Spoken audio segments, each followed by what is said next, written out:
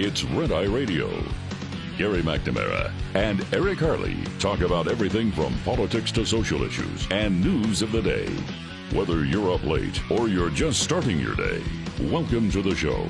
From the Uniden America Studios, this is Red Eye Radio.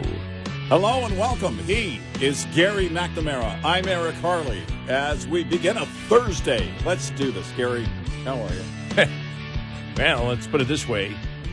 All day yesterday, well, not all day. Probably by the time we got to the afternoon, I realized it wasn't Thursday, it was Wednesday.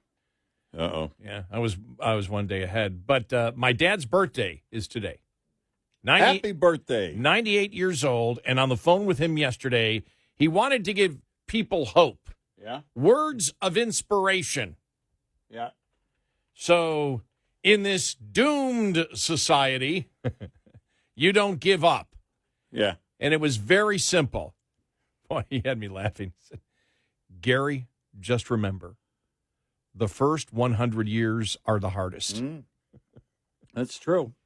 Talked to Mom yesterday. Her birthday was yesterday. All right. She's in good spirits. Her advice to living long, sleep in. She said, I woke up and I saw your father in the bathroom, and so I was like wondering, well, why is he up at 6:30 in the morning?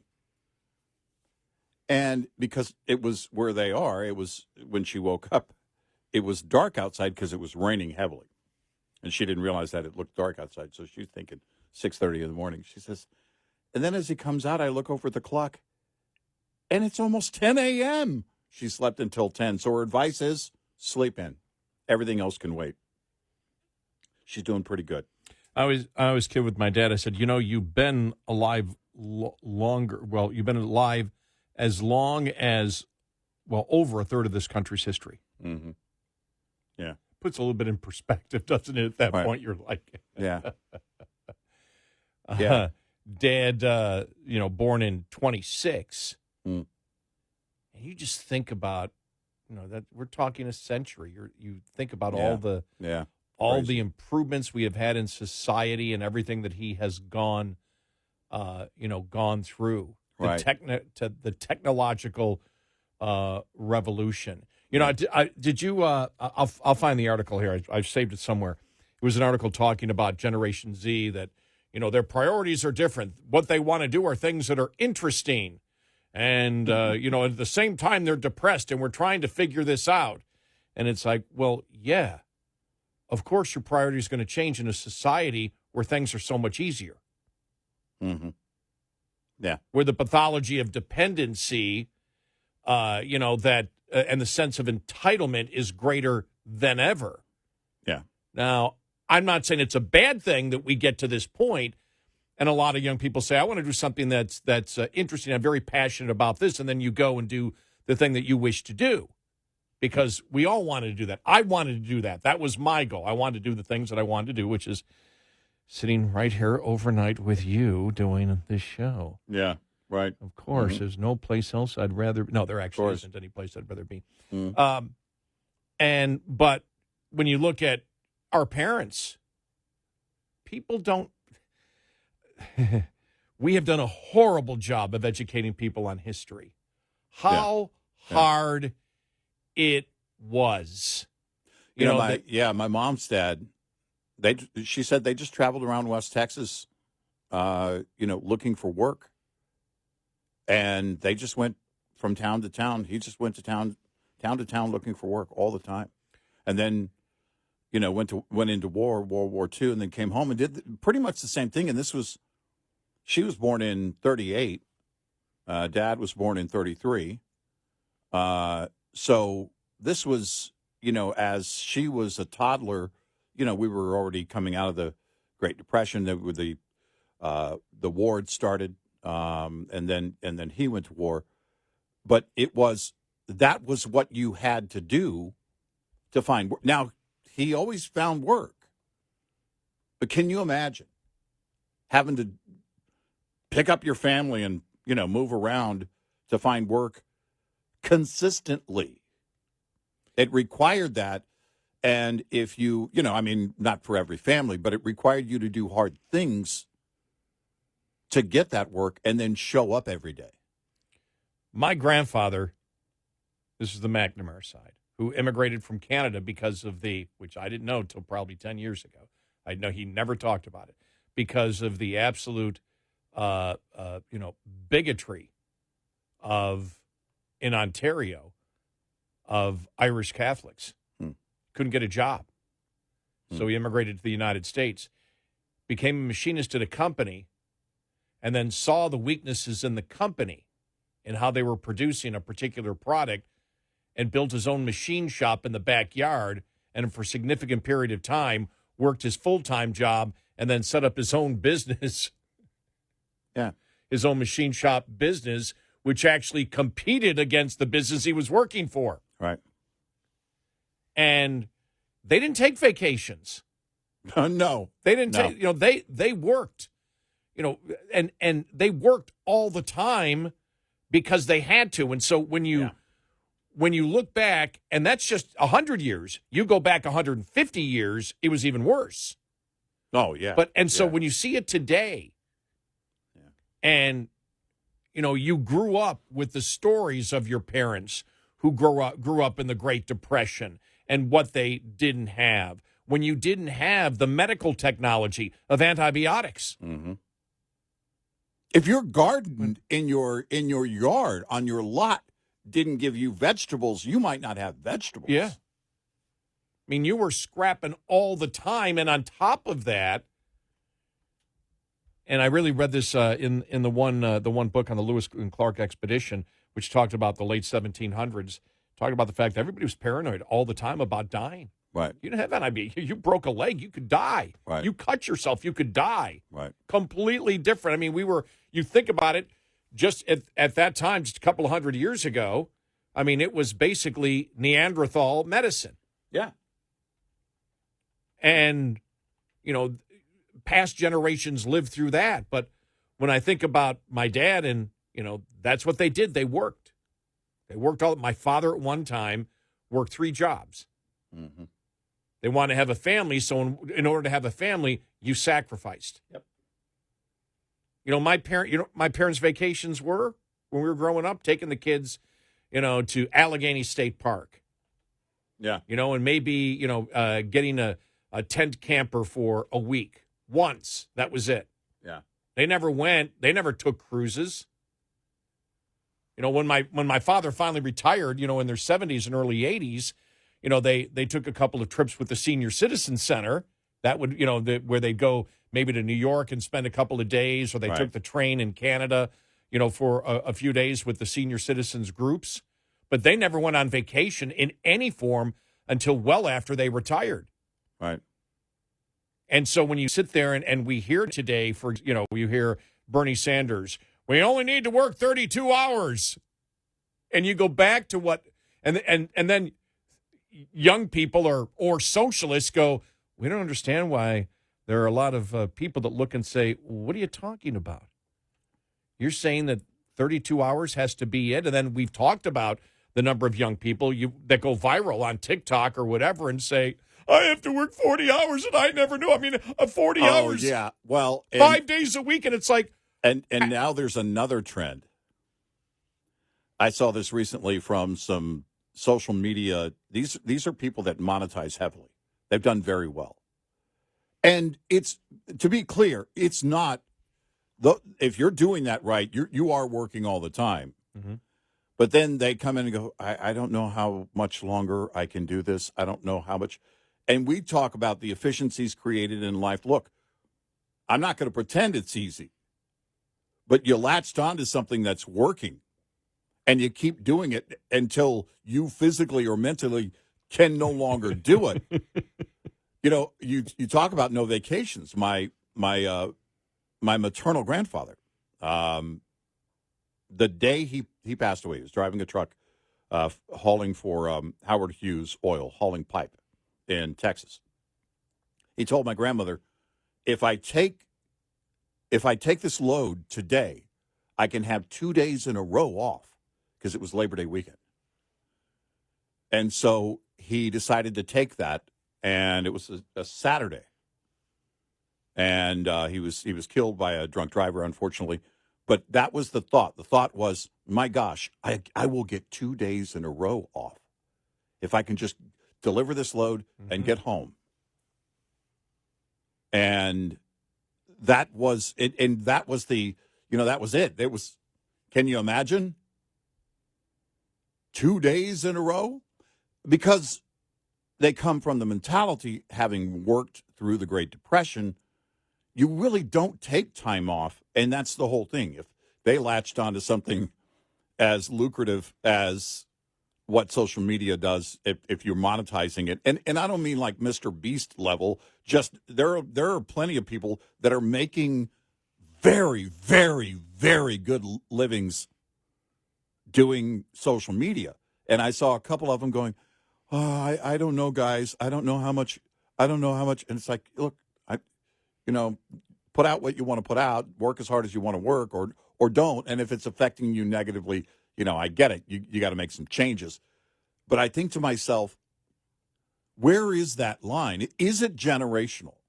And it really is, because it's conditional, because we have conditioned, the next generation. They've had, you started out with all the modern conveniences, and that's why you build those conveniences. When you want the next generation, when you have kids, you have the family, you want that next generation to be more efficient and have greater conveniences than you had. Not for this, for me, it's not for the sake of conveniences. It's for the sake of living. It's for the sake of, having a safe, shelter, having food on the table, those kind of things. And you work at every chance that you get to make that happen.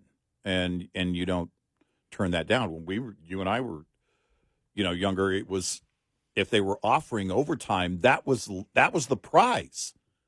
When they came in, Bernie Sanders, and said, hey, we've got some overtime coming up October, November. The first thing I would think of is, and I did a manufacturing job for a while I was working radio. I was working during the day and evening at this manufacturing job. And when they said, look, we're going to go pretty heavy for about 8 weeks.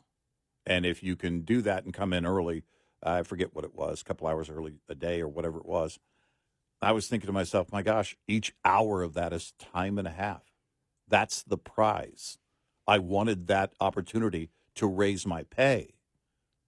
And, we get the response. Remember the one young man that called us years ago? Well, it shouldn't have to be that way. I've been up all night trying to figure out how we're going to make ends meet. And the one response I had was, if you're up all night anyway, maybe you go to a second job. Maybe you work a little harder.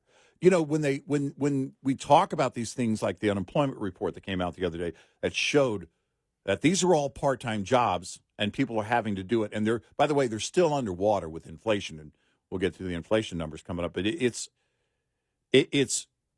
when we were doing it to get ahead, and now people are doing it just to be even barely below the surface and break even, and that's a very different situation. I think they're talking about Generation Z in this polling here.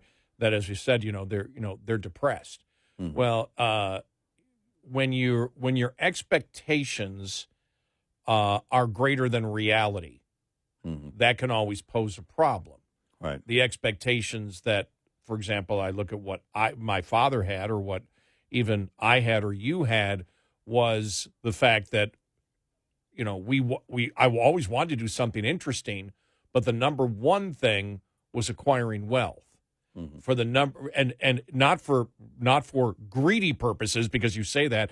It's the fact that in a capitalist society, in human society, mm-hmm. when you are able to acquire wealth and keep it, that's why property rights are a core of the United States of America. Mm-hmm. And that's why we complain about taxes and wasteful money. The $24 billion spent to stop homelessness, no success in California. You saw that story, right? Yeah. And they just blow money left and right. It's your money. It's not their money. Right. That's all about property rights. Right. If it's not their money, they'll do whatever they want with it. If it's your money, whole different ball game. Yeah, it's politically, they just need to get it passed and throw the money out there. They don't care if it works. And so, but the acquisition of wealth was so you can have freedom. Yeah. that you have money in the bank. If you get laid off, you don't have to take the first job. Right. And it seems that and I can understand the younger generation because I wasn't worried about wealth acquisition when I was in my 20s to begin with anyway. I mean, I wanted to do it, but I wasn't looking, okay, this is what I need to retire someday. Mm-hmm. I wanted to make sure I could still save money, but it wasn't the big picture. And so I can see that when you're young, but still the money mattered as to there was still an expectation that I wanted money in the bank for emergencies, which is really still the same thing. You wanted that money in the bank. Security. I didn't want to have debt. So maybe I wasn't thinking, okay, I need this amount to retire in my 401k, when I finally retire.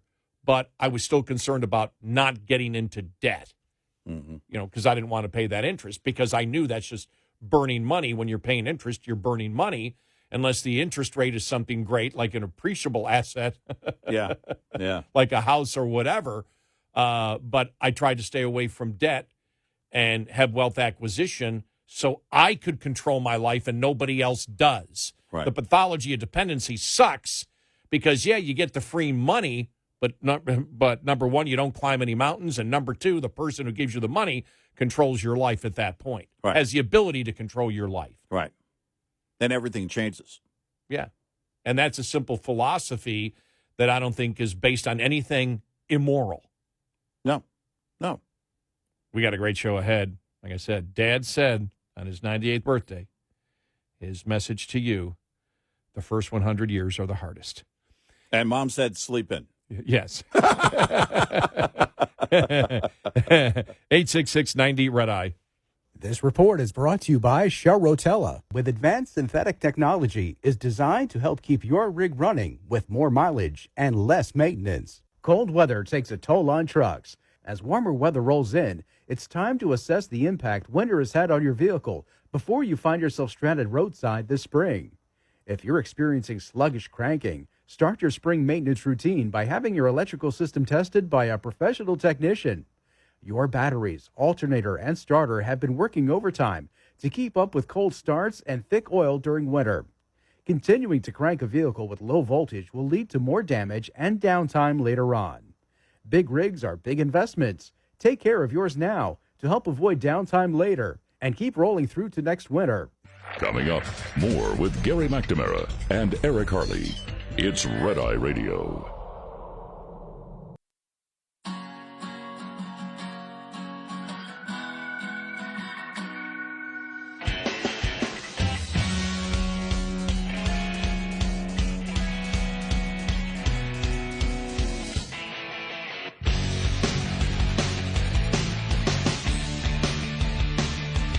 It's Red Eye Radio. He's Eric Harley, and I'm Gary McNamara. Coming up following the bottom of the hour, we'll talk about the inflation numbers out there. One of the interesting things that I read yesterday, and I'll find the op-ed piece, which said, well, this is no surprise. The history of inflation shows that this is what happens when you're not serious about inflation. You and I we've been saying this since the beginning because it's not like you don't have to be a genius. You just have to have been around for a little bit longer. We watched this happen before. We've seen it happen before. We know what happens. First thing I saw when I saw the numbers yesterday morning, by the way, first thing I thought was Cookie Monster's going to be pissed.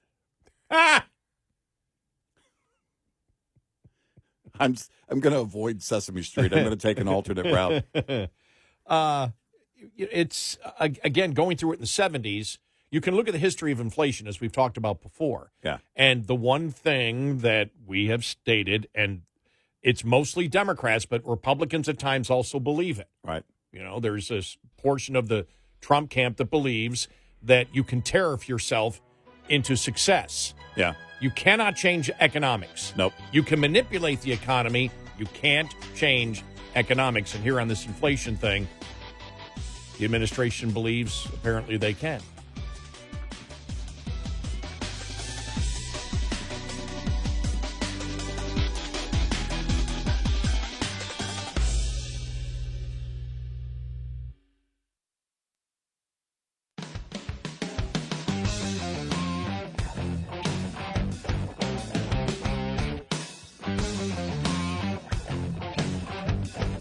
You're listening to Red Eye Radio. from the Uniden America Studios.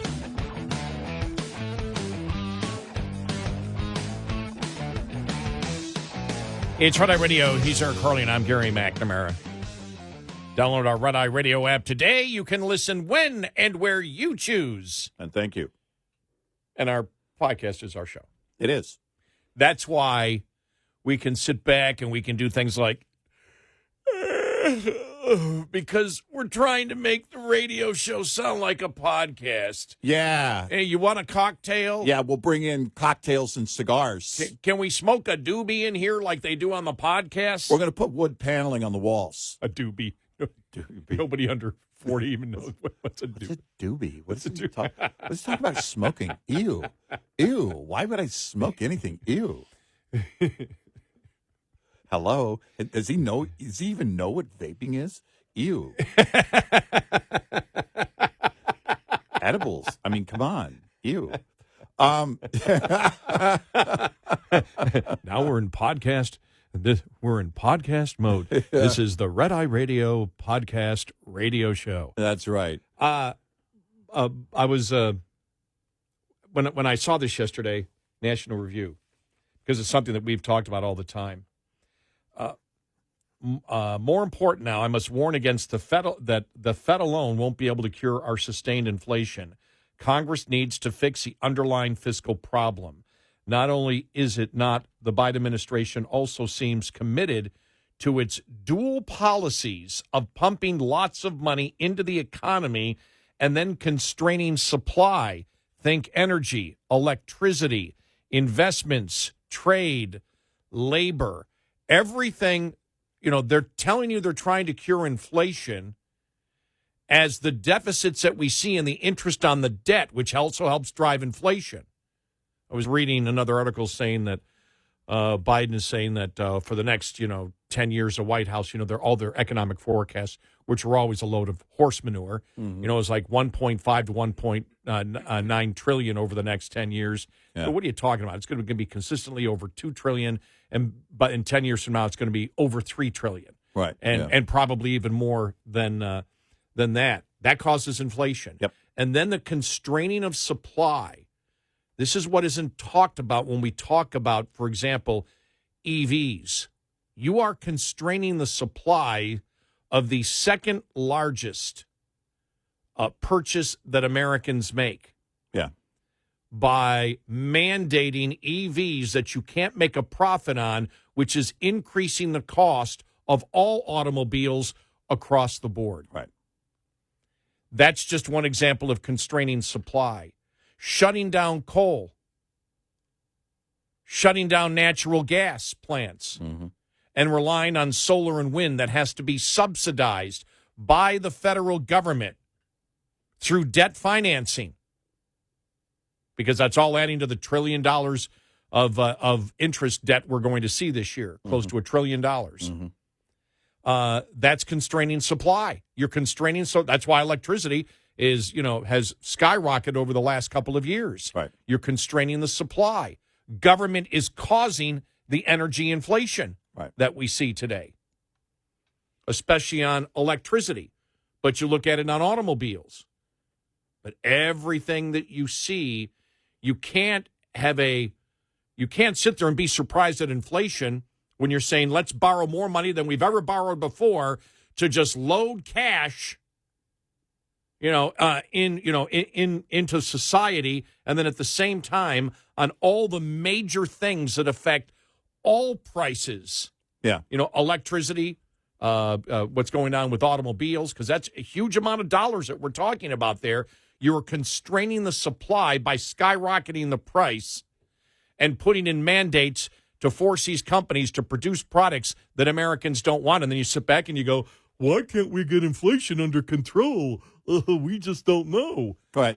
I mean, if you look at it, and I think to myself, the target rate for the Fed should have been 8%. And what are we at? 5 3/4, 6, whatever the target is now. And on what? On the interest rates. Oh, interest rates. Oh, okay. Yeah, I thought you meant. Yeah. on inflation. On No, inflation. Actually, I'm like, what's he talking about? They already hit the 8% plus. In Yes. fact, they went over 9%. So they did their job on that side. Okay. The target interest rate. Yes. And it should have been. It should have been a serious number. And it should have sent a message, we're serious about getting on top of this. We should have gone through a recession. People don't want to hear these things, but that's how you correct what happens. And it's not going to permanently correct and completely correct the overspending, but it is how you get on top of inflation. Well, nobody wants to hear it. But that's a point being made is right there. Is that enough now? Because you've added in variables that we've never added in before. Because you know as well as I do, if we go in, and this was talked about yesterday, in good times in this country, we don't, you look at the history of economics in this country, in good times, we don't run many deficits. Right. It's only in bad times. Now, in the good times, now whether it's good times or bad times, we're still going to be running massive deficits. It doesn't matter anymore. And that's a huge problem. But let's say, you raise interest rates and it causes a recession. What's the government's response going to be to that recession? To spend another $10 trillion of money we don't have and borrow it, which is going to continue to increase inflation. Yep. And they're going to be doing the same thing of constraining supply by the government mandating what goods and services we must buy that the companies can't make a profit on. And so taxpayer subsidies go into that, which is, again, more money in debt financing. And the price of an automobile keeps going up, which means, as we have seen, auto workers are now getting laid off. Mm-hmm. People can't afford to buy a vehicle anymore. And with energy inflation, as you see, and then labor inflation that you see, that's a great point. It's not the same type of inflation anymore. No. Because, and as Milton Friedman said, all long-term inflation is government-related. Every is bit government of it. spending related. And Every bit of it. And you see it here, whether it's government spending, whether it's, as we've talked about before, trying to keep interest rates low so we could buy our own debt. All these things are the exact wrong things to do in government, but it gets you by today, and you feel good today. It's like when you purchase something on your credit card, and you're enjoying that new TV and everything else, and it's the greatest thing ever, and then the bill comes due, and you time the cycle right so you don't get that first. That bill doesn't come in, and then you look at that bill and you say, I can't pay that off. All right, I guess I got to pay it off payments with the interest. And 6 months later, you're going, what did I do? Why did I do it this way? Right. But you were happy at that moment because you were able to get what you want and you got that instant gratification. Well, and it would be, what the effect is right now is it's like everybody is paying all of their bills on a credit card, and the interest rate is compounding at every level. So your rent, your groceries, and everything, and the cost keeps going up, and you're thinking, why do I keep going further and further under? And the target rate right now on interest rates for the Fed is on the upper end 5.5. This is stupid. They weren't serious about it. 5.5? Are you kidding me? You brought up just something when you talked about the credit card, everybody financing on their credit card. I saw the story out there that by one Fed measure that the credit card delinquency rate is greater than it's ever been before. Yeah, right now. Right. It's greater than it's ever been before. And that tells you the pressure right now where we are. But think about this, because this isn't something normal that we do here. That credit card debt wasn't that great. Right. Now people are paying monthly, and it's a massive amount of interest that they're paying. Oh, yeah. We're not talking about credit card inflation for a person, for a family. Mm-hmm. That inflation of having to pay that off every single month, and you see that interest rate, and you see every month what you pay in interest, and it can't make you happy. Right.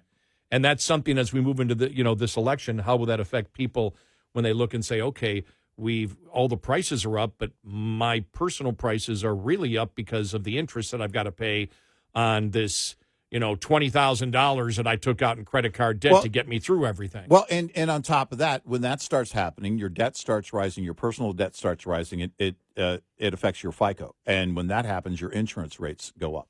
Yep. Auto insurance, homeowners insurance, it goes up. Yep. You may not like it, but that's part of the process. And without a a FICO at a certain level, you're not going to be able to shop around. It's going to be expensive anywhere you go. Wall Street Journal on their front page talking about the costs of home ownership are skyrocketing, and focusing on one couple whose homeowners insurance has risen 63% in 2 years.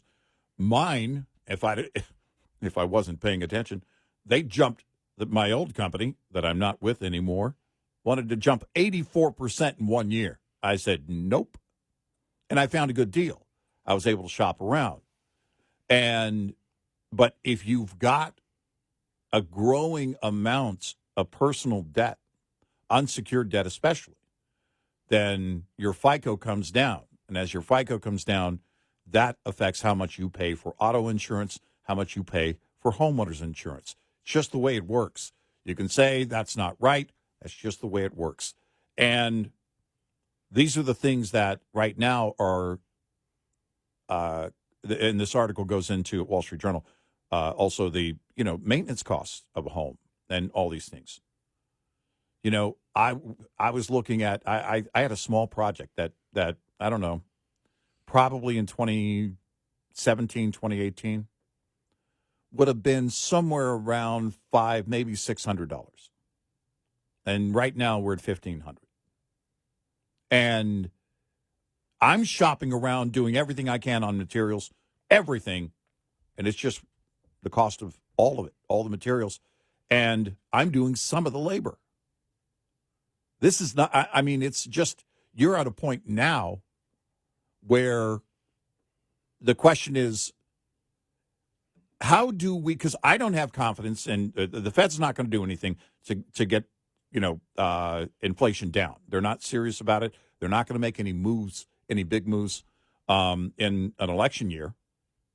Now the question, the Wall Street Journal had another story about whether it's not when. Now the question is if they'll lower interest rates this year. I don't believe they will. Well, after yesterday, I don't believe they will. Well, Lauren Summers, the Obama economist that warned the Biden administration, don't do this. Yeah.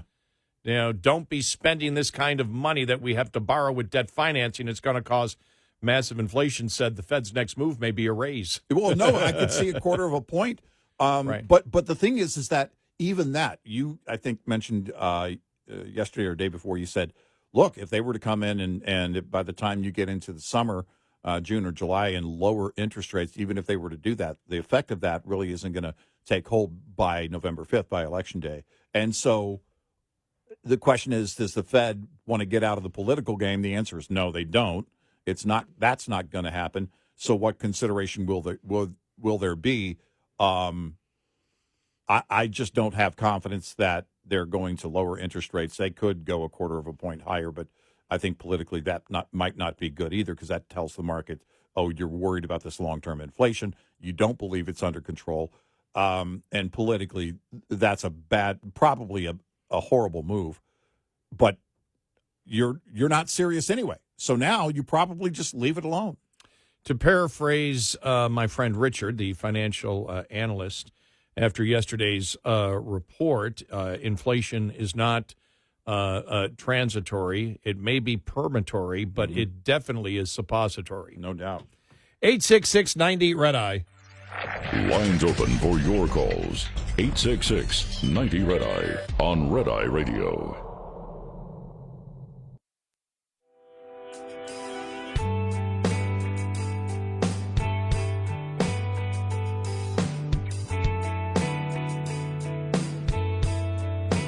It's Red Eye Radio. He is Eric Harley, and I'm Gary McNamara. Coming up, we'll actually go through some of the inflation numbers yesterday. Core inflation was, what, 3.82? Yeah. Not 3.82, 3.8. As well. Yeah. If we got down to the bean counting, it might be 3.82. Yes. The FISA bill and the problems that Republicans are having in the House with that one. The Wall Street Journal had a great thing saying Americans really concerned, these inflation numbers going on, even though the media is obsessed with the Arizona abortion ruling. Yeah, from right. that. And as you said, well, the court simply said this law is on the book. It exists. Right. If the law is on the book, doesn't matter where it came from, then the legislature has to change it. Right. The 15-week law, the newer law it didn't repeal the old law. So, Right. you've got to go through the process of doing that. And that's basically it. I mean, it's a very basic decision, I think, by their state Supreme Court. So we will get to that and a whole bunch more. Yeah. There's a ton of things going on out there. And the credit card delinquency. There it is. Credit card delinquency rates were worst on record in Fed study. Yeah. Well, I mean, that's the pressure of families, where they are being underwater, and you're getting further underwater, further behind, and nothing is happening in terms of expanding the economy. Top of the Hour News is brought to you by House Products. Visit houseproducts.com.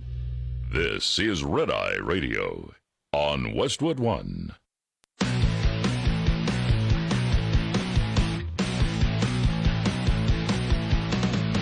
Now, it's Red Eye Radio. Gary McNamara and Eric Harley talk about everything from politics to social issues and news of the day.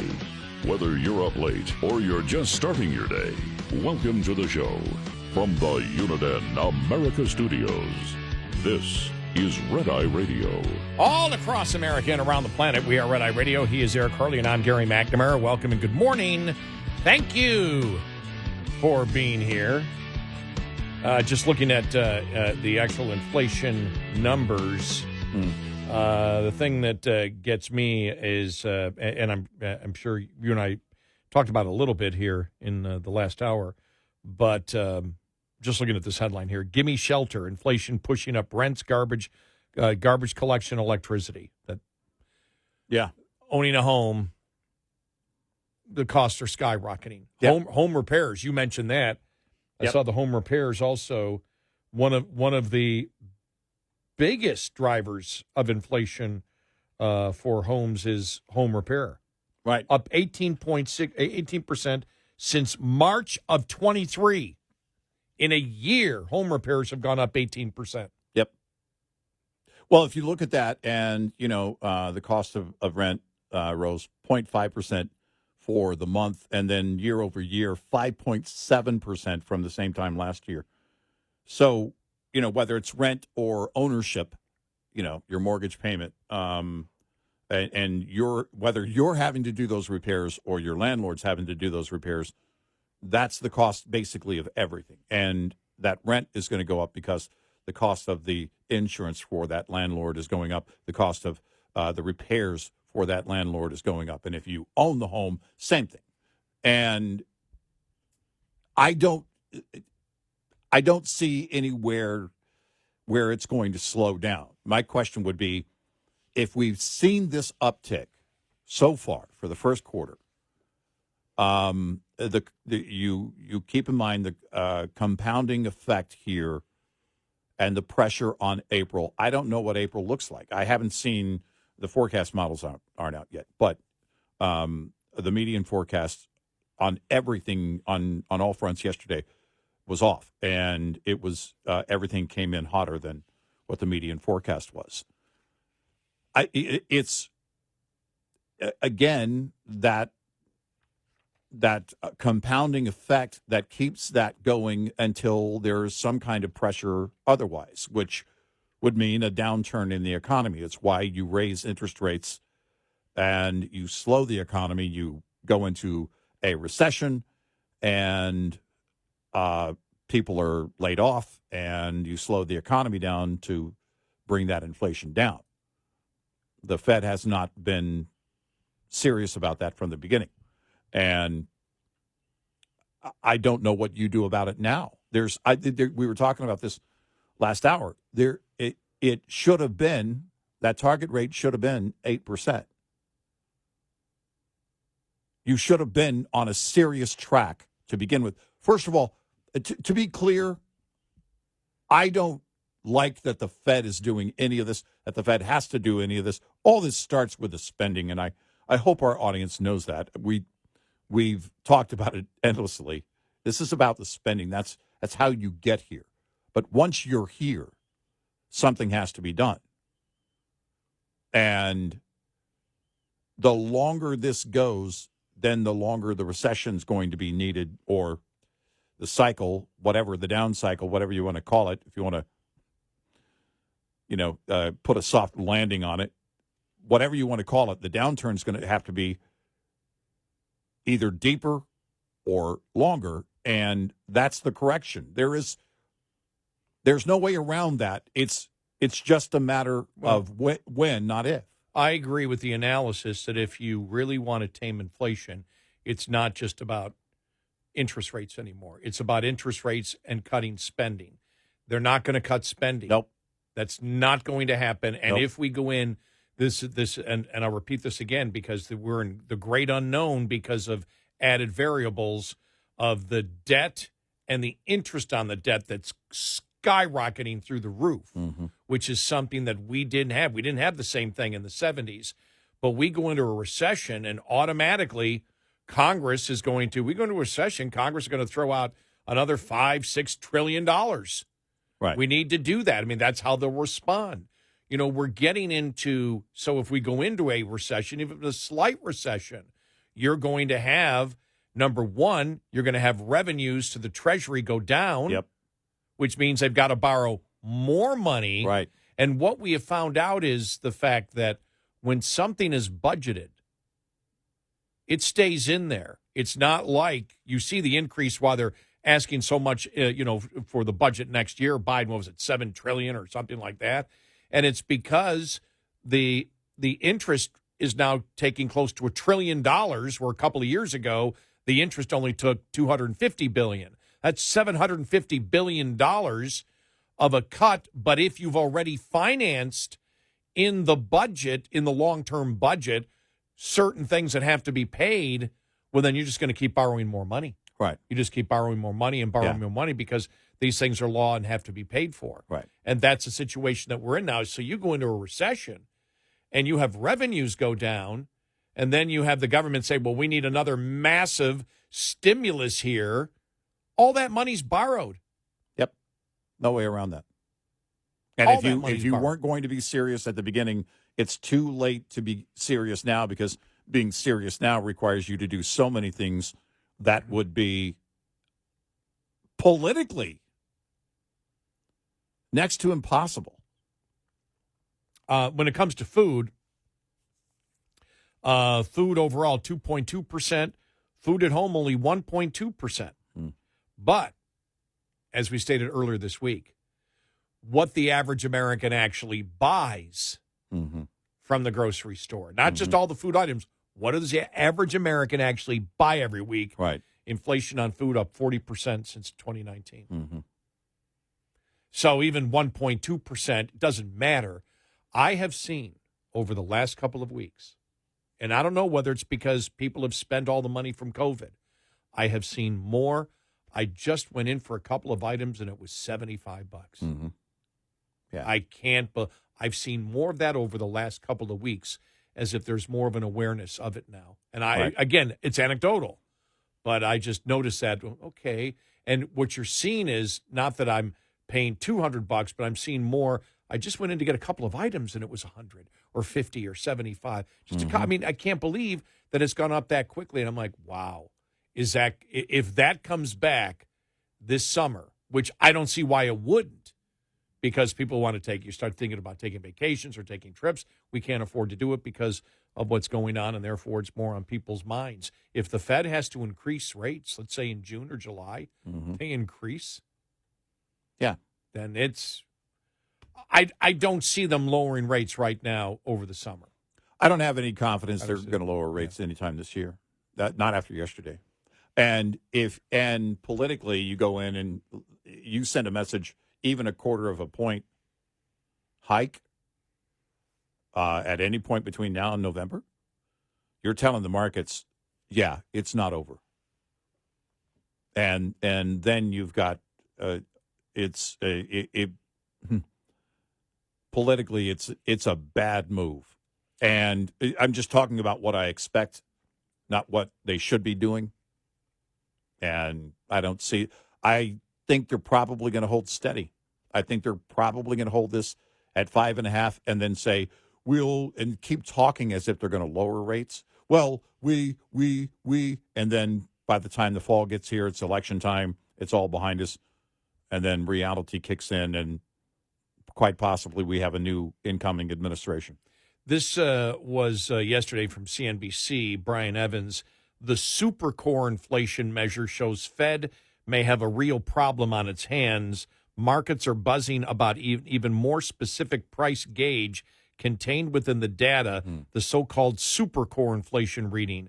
That gauge measures services inflation, excluding food, energy, and housing, and has been roaring higher lately, up 4.8% year over year in March and more than 8% at a 3-month annualized rate. Yeah. The picture is more complicated because some of the most stubborn components of services inflation are household necessities like car and housing insurance, as well as property taxes. Mm-hmm. Yeah. The hotter than expected consumer price index rattled markets Wednesday, but again, it's the super core inflation. The super core accelerated again to 4.8%, the highest in 11 months. Tom Fitzpatrick, managing director of Global Markets Insights, said if you take the readings of the last 3 months and annualize them, you're looking at the super core inflation rate of more than 8%, far from the Federal Reserve's 2% goal. As we sit today, I think they're probably pulling their hair out. Well, yeah, they are. And they are because they were never serious about it. And I just want everybody to know, I mean, it's not, we hit all of this. We had asked these questions months ago saying, but it seems to us that the things that you actually have to buy, and then we went through that inflation number, which is the super core inflation, which are must. You have to have those things. Right. There is no, you don't even need to buy all the food that you were buying before. Right. You might be able to get buying less food, but you got to pay the car insurance. You got to pay the homeowner's insurance. Most people have a mortgage. Property tax. And you got to pay property taxes. And if you're a fool, if you own your home and don't have property insurance. If you're not going to protect the asset, then sell it. Yeah. Frankly. And so and he writes here, they are so scared of what happened in 21 and 22 that we're not starting from the same point as we have on other occasions. The problem is, if you look at all this together, these are not discretionary spending items, and it puts them between a rock and a hard place. As we said, it's not discretionary. You've got to have those. Further complicating the backdrop is a dwindling consumer savings rate and higher borrowing costs, which makes the central bank more likely to keep monetary policy restrictive until something breaks. Right. And tell me when that's going to be. Again, I don't even know what April looks like. Because we've been here when we saw the January numbers come out. I thought, all right, this is 1 month going into the new year. If February holds and inflation is still hotter than expected, then expect that that's going to be a trend. And, of course, yesterday then constituted that trend. Now, what does April look like? What's the rest of the year look like? These are all of these items. There's no one believing that prices are going to come down. They keep going up, which tells me the April numbers are going to be consistent with this trend that we've seen for January, February, March. That's just where we are. What the rest of the year looks like, probably the same. I don't know of anything that's going to bring that down, that's going to bring these prices down. There's nothing. So, I'm sitting here silent, trying to think just in my mind, okay, what could bring them down? Just in my mind, playing devil's advocate, just trying to analyze it. I'm like, I can't find one. I don't know of anything. I don't know of anything. Because you're not going to raise interest rates to the point of slowing the economy. I don't expect that to happen. So what would slow the economy? Because it would take a slower economy. We've never really had true deflation except for once during the Great Depression. And you don't want that kind of deflation. No one wants that scenario. And what I see that they said because of this inflation we've seen the last 3 months, that wages have beat inflation by 7 cents. It's like, but overall still down from when Biden took office. Right. But still, it's like you it's just all killed that. Well, it's like this, celebration last Friday of the jobs report it lasted about 10 minutes until they picked it apart and said, oh, these are all part-time jobs and none of them were manufacturing. A huge number of them are government jobs, which isn't producing wealth. And we lost a huge number of full-time jobs. Right. And so the fact of the matter is that you've got people working harder and still everything's going up. They're working 2 jobs, maybe 3. Gig workers, who knows how many gigs you're working at one time. I saw one gig worker that posted that they're actually on 2 or 3 different apps all at once. I think that's how a lot of them do it. So if something pops on one app, boom, you go to make money there, and you do that as long as you can, I guess. And the math isn't working out. It's just not right now on the economy. I don't know what the rest of 24 looks like. 866-90 Red Eye.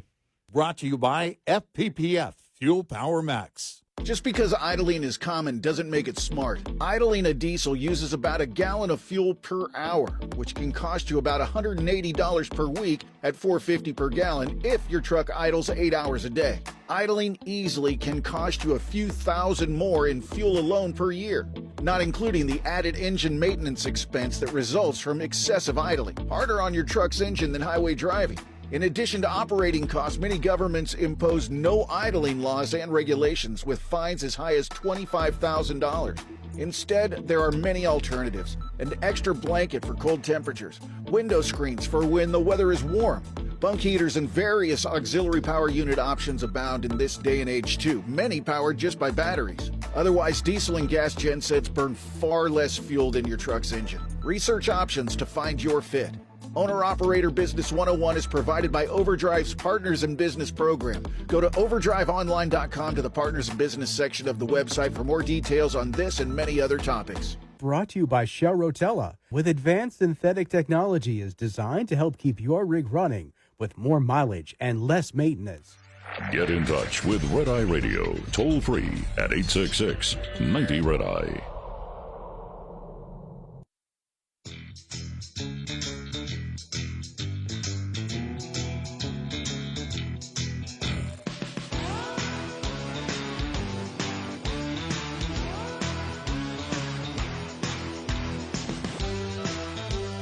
It's Red Eye Radio. He is Eric Harley, and I'm Gary McNamara.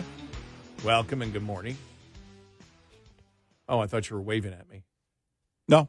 Oh, okay. So your hand up in the air, and I was like, okay, what was... I just thought you wanted to say something, and I was giving you the room to do so. I got nothing to say. Good night, folks. Drive safe. We're done. We talked about inflation. We're done. I said during the break, just thinking out loud, that we're at a crossroads, and I've been saying this for a while, and it sounds like, okay, here goes old guy again, but we truly are, in that if we don't get back to this idea of expanding wealth, creating a more efficient energy source again, which we can do. We have, the thing is with oil and natural gas, they've become more efficient in getting it out of the ground and getting it to the marketplace.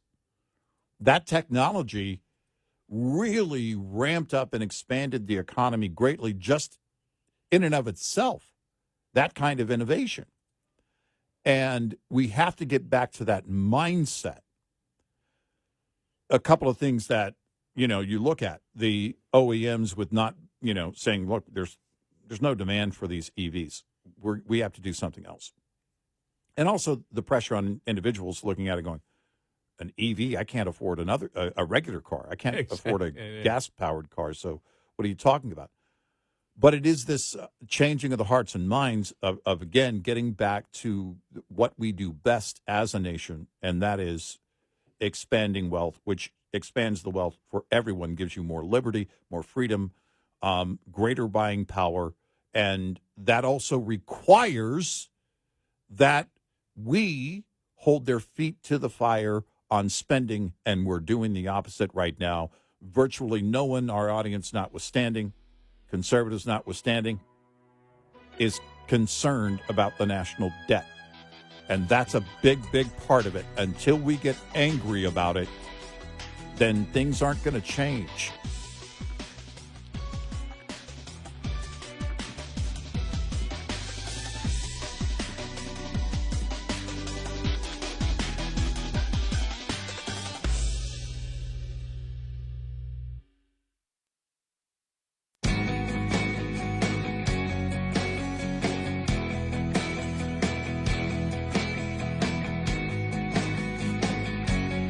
Observing and analyzing the insanity.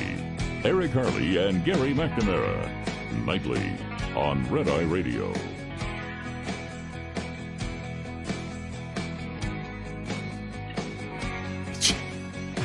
It's Red Eye Radio. Sorry.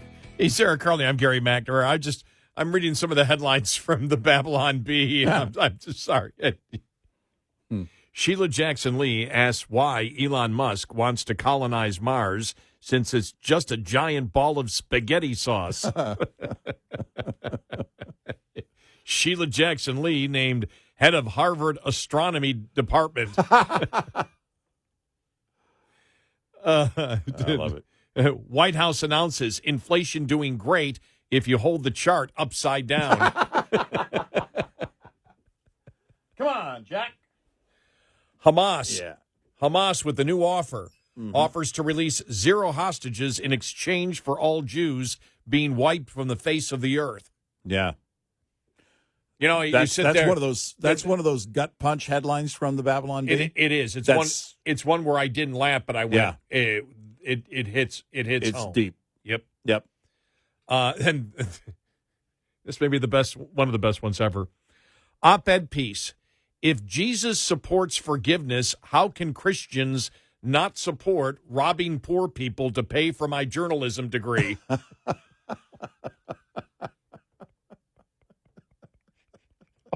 But that was an argument that some on the left were talking about. Yes. They when they want something, they find God. Yeah. When I want something for free, then I find God. Right. It's that's basically their answer. Well, what would Jesus do? Jesus would want this. It's like, okay. All right. Yeah. I just absolutely just kills me. Yeah. They had a hot day yesterday on that one. Did you see Sheila Jackson Lee blaming Republicans? Yeah, of course. I simply made a mistake. I meant the sun. No, you didn't. No, you were so specific you burned yourself. Yeah. You know, that's the problem. When you combine ignorance and arrogance, that's what you get. Yeah, it is. I can say anything. I don't know what the hell's going on in science or anywhere. But I know the people that vote for me are complete idiots. They'll buy anything. So you have the arrogance to promote your ignorance. Yep.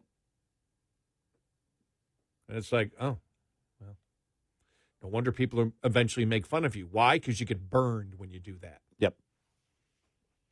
Yeah, that's what drives it.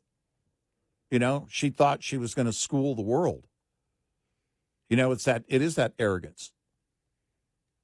And then all of a sudden, that was funny. I mean, it was just, one ignorant comment after the other. And she blamed Republicans. It's like, yeah, because Republicans force you to say that. Right. Yeah. They shouldn't give me so much time to speak. Right. I don't know. See, I heard she came out against free speech. Yeah, right. Hers. This is why we shouldn't have free speech. Yeah. Free speech does not mean that Republicans shouldn't protect me by denying me my free speech rights because I'll make an idiot of myself. Right. This is the harm of free speech. I'm a victim. That one hurt my mind, by the way. Yeah. That one really hurt my. Like, yeah. Oh, geez, that one was when painful. you have to go into their rabbit hole, it's painful. It really is. You know, I saw this story yesterday. House Republicans blast cry wolf conservatives who tanked the FISA renewal bill. Just reading it from Fox. House Republican lawmakers left a closed-door meeting late on Wednesday afternoon, furious at their 19 GOP colleagues who blocked the chamber from advancing a bill to renew a key surveillance tool of the federal government. When you have a majority where members in the majority will not support the rules and the procedures set forth by the majority, you effectively are turning control over to the minority party, and that's what these members are doing. It comes after a normally sleepy procedural vote, known as a rule vote, on a bill to reform and renew Section 102 of the Foreign Intelligence Surveillance Act failed 193 to 228 Wednesday afternoon. The seventh time a rule vote failed this Congress. Prior to that, a rule vote had not failed in 2 decades. What frustrates me is that the same members who are taking down this rule are advocating for reforming FISA. There are 56 major reforms of FISA 702 that are embedded in the base bill. I understand they don't think those 56 reforms go far enough, but by taking down the rule and by making it impossible to pass this reform-based bill, they're going to get nothing, Barr said.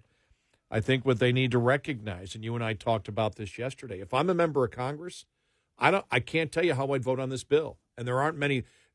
What I would need to know is what actually is going on in our intelligence agencies now. Well, that's I would. There's the problem. I would really need to be, for me to make a decision on this, I would need to be part of, if I'm in the House Intelligence Committee. Well, that's it. Now, I still may not get enough. Then, I may not still get enough information of what I want. Yeah. But that would be a minimum standard. Look, you saw the media, yesterday saying, "See, Trump put out the order and said they screwed me, and so don't pass the bill." But he's got a point. He's the poster child for all this, right? He's got a great point. If anyone it has the power to kill it, and for a very good reason, it's him. What the leadership failed to do here is talk about why this is needed and to go after what has happened in the intelligence agencies and promote the daylights out of it, because there is a public now willing to listen as to everything that would happen. We talked about the Yuri Berliner column in the Free Press yesterday about National Public Radio. Right. And like he said, the whole Biden thing with the 51 intelligence people coming out. He said, we took that hook, line, and sinker, and they actually blocked, they helped block and censor a story that was absolutely true that goes right to influence peddling of the Biden family. And he's as liberal as you can get. Right. And when you look at it, people are too easy. And we have no problem criticizing Trump when we believe he's wrong on the issues. We have no problem at all. But there is this mentality that exists out there that says if it's Trump, it's not that big of a deal. Right. And you sort of get this on this way. Yeah, but it was Trump. You had the Hillary campaign that financed and created a lie and then sold that lie to the lie to the FBI without any evidence that these things were true about Trump. Mm-hmm. Then you had an FBI agent lie about the person that they were looking to get a FISA warrant on. He lied about that person, got the FISA warrant. Nobody did any jail time for that. No. You can pass all the laws you want. But if the Republican leadership doesn't understand that Republicans and a ton of independents and even some Democrats, we can go and look at the story yesterday from Yuri Berliner in the Free Press about, working for National Public Radio the last 25 years and how they wouldn't cover it. You have right now, you have judge, and we talked about this yesterday, but it bears repeating. You have judges, you have prosecutors, juries, and juries now that will not follow the law. They wish to create law. Yep. They wish to not follow the law. And Trump is whether you like Trump or not, doesn't matter. It's if it can they can do it to him, you're screwed. And so you have these 19 Republicans that are saying, well, you can pass all the laws you want. If the Democrats don't abide by the law, what the hell do we do? Right. If we're not going, doesn't matter. You can sit there and say, yeah, but they'll do 8 years in prison. You can't get a jury to prosecute them in Washington, D.C., or a federal prosecutor to go after them. If you want to see an example of that, look at the prosecution of Hunter Biden. Oh, no, let him free, let him free, let him free. Oh, keep the same prosecutor on it. Oh, we got caught. Trying to pull one over on the people. Okay, now we're going to go after him because we need to, portray the right imagery. I don't trust the Department of Justice to do the right thing. I don't trust the intelligence agencies to do the right thing. And I'm torn on this completely because the FISA law needs to be there. You need to be able to monitor what is going on from our enemies, especially in this technological age. You've got to be able to do it. But when you have the people that you entrust with those laws who will use it to their political advantage, you want something that's destroying democracy? That's destroying democracy. And there seems to sort of be, it was just Trump. As long as you're screwing Trump, that's okay. If it undermines our entire national, undermines our entire national justice system, then national security is just as compromised with it in place, and there's the problem because the design of it is national security and to help fight our enemy, but it gives shelter to the political enemy within. Yeah. Over and over again. It's like if you're going to increase the penalties for a law that the Democrats won't enforce, then I don't know. Don't get angry at me for saying that isn't the problem. Well, what do? Well, elect more Republicans. I don't know what else to do in it. You're in a place where the people that you trust, if the liberals were consistent, they'd be saying defund the intelligence agencies. By the way, that they used to do, They used to want the CIA gone. Mm-hmm. And now they depend on the CIA to help them win elections. Yep. And our intelligence agencies. Right. That's what they're thinking right now. Mm-hmm. Because we saw that with the 51 intelligence agents that they knew that was BS back then about Hunter Biden. Right. But you see what the Russia collusion hoax that was based on the Hillary campaign, creating a lie and selling it to I won't say willingly ignorant, but people that wanted to believe it without checking it out in the FBI, which their job is to check it out, and then the Department of Justice not to check it out, not to check out the evidence. An FBI agent lied in order to get the FISA warrant on Carter Page, which increased the pressure overall that Trump must be guilty of something, which then set up the entire insanity over the next 3 years of the Mueller report and everything else that was all built on bull, the other word. And the intelligence agencies were all over it. And it's like we see, even Jim Jordan. Well, you need to get a FISA warrant. Wall Street Journal. Well, if you get a FISA warrant, it'll be too tough. And a FISA warrant doesn't even guarantee that, the FISA warrant, we saw that with Carter Page and the Trump campaign, it didn't matter because they just, committed, perjury fraud on the application. And nothing was done about it. And nobody did jail time. Nope. Nobody did Slap 10 on the years in wrist. jail for it. And it just sent the country into, think about those 3 years. Everything, all of it was based on a lie. Right. Based on a lie, and that lie was held pushed along by a bogus FISA warrant. And how would that not be continued? Yeah. Because at that point, we can break a law. I can be in the FBI, and I can break a law to get a FISA warrant, and I can skate on it. Yep. Well, he was punished. Not enough.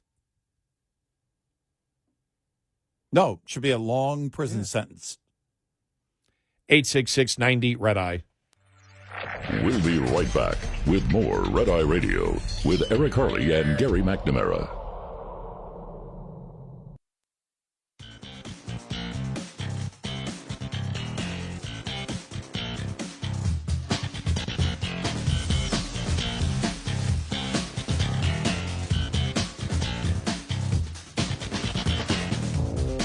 It's Red Eye Radio. He's Eric Harley, and I'm Gary McNamara. Yeah, it comes back to the age-old question, and this is why I believe the Republican leadership should have been more focused on this. But again, it's been a mess with everything going on. With the leadership of the GOP, going back a year now, and everything that happened with the McCarthy thing and all that. But they need to communicate the fact that the problem with getting something passed is that a lot of Republicans look at this and say it doesn't matter if you increase the penalty for anybody who breaks the law when it comes to the surveillance of Americans. Right. If nobody's ever going to be punished for it, it doesn't do anything. It's like it's like California saying we're going to give you reparations, and when they find out how much it is, we're not going to give you reparations. Right. You're not going to please anybody there. Yeah, I don't know what you do to change the culture in the intelligence community, especially at the higher levels. In a law that I think you must have as a country like the United States to monitor your enemies. Mm-hmm.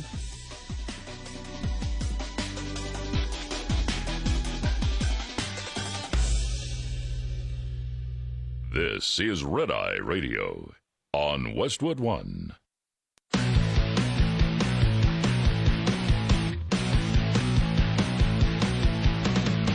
Now, it's Red Eye Radio. Gary McNamara and Eric Harley talk about everything from politics to social issues and news of the day. Whether you're up late or you're just starting your day, welcome to the show. From the Uniden America Studios, this is Red Eye Radio. All across the USA and around the world, we are Red Eye Radio. He is Eric Harley, and I'm Gary McNamara. Good morning. Thank you so much for being here. Thank you. As always, yes. Thank you. Thank you. Thank you. Thank you. Yeah. You're just laughing. By the way, one of the best things yesterday was, did you see where they had Michael Avenatti on MSNBC from jail? And it's like, Ronna McDaniel you can't have, but Michael Avenatti from jail. Right. Yeah. But he didn't even give them what they wanted. Right. When talking about, the going after Trump, and he goes, it's the wrong case at the wrong time. I'm just like, oh, my God. Ooh. Not what you were wanting to hear. No, I just... By the way, is he still the guy? I mean, if he gets out on good behavior and Biden drops out.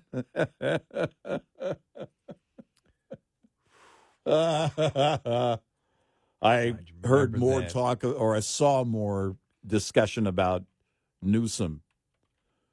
Well, it could still happen if the president were to get sick or something. All right. Really? Yeah, oh yeah. I didn't see that yesterday. I think it's people just wanting to change the whole ballot altogether. Was that in response to the poll that said the vast majority of people that are voting for Biden are not voting for Biden, they're voting against Trump?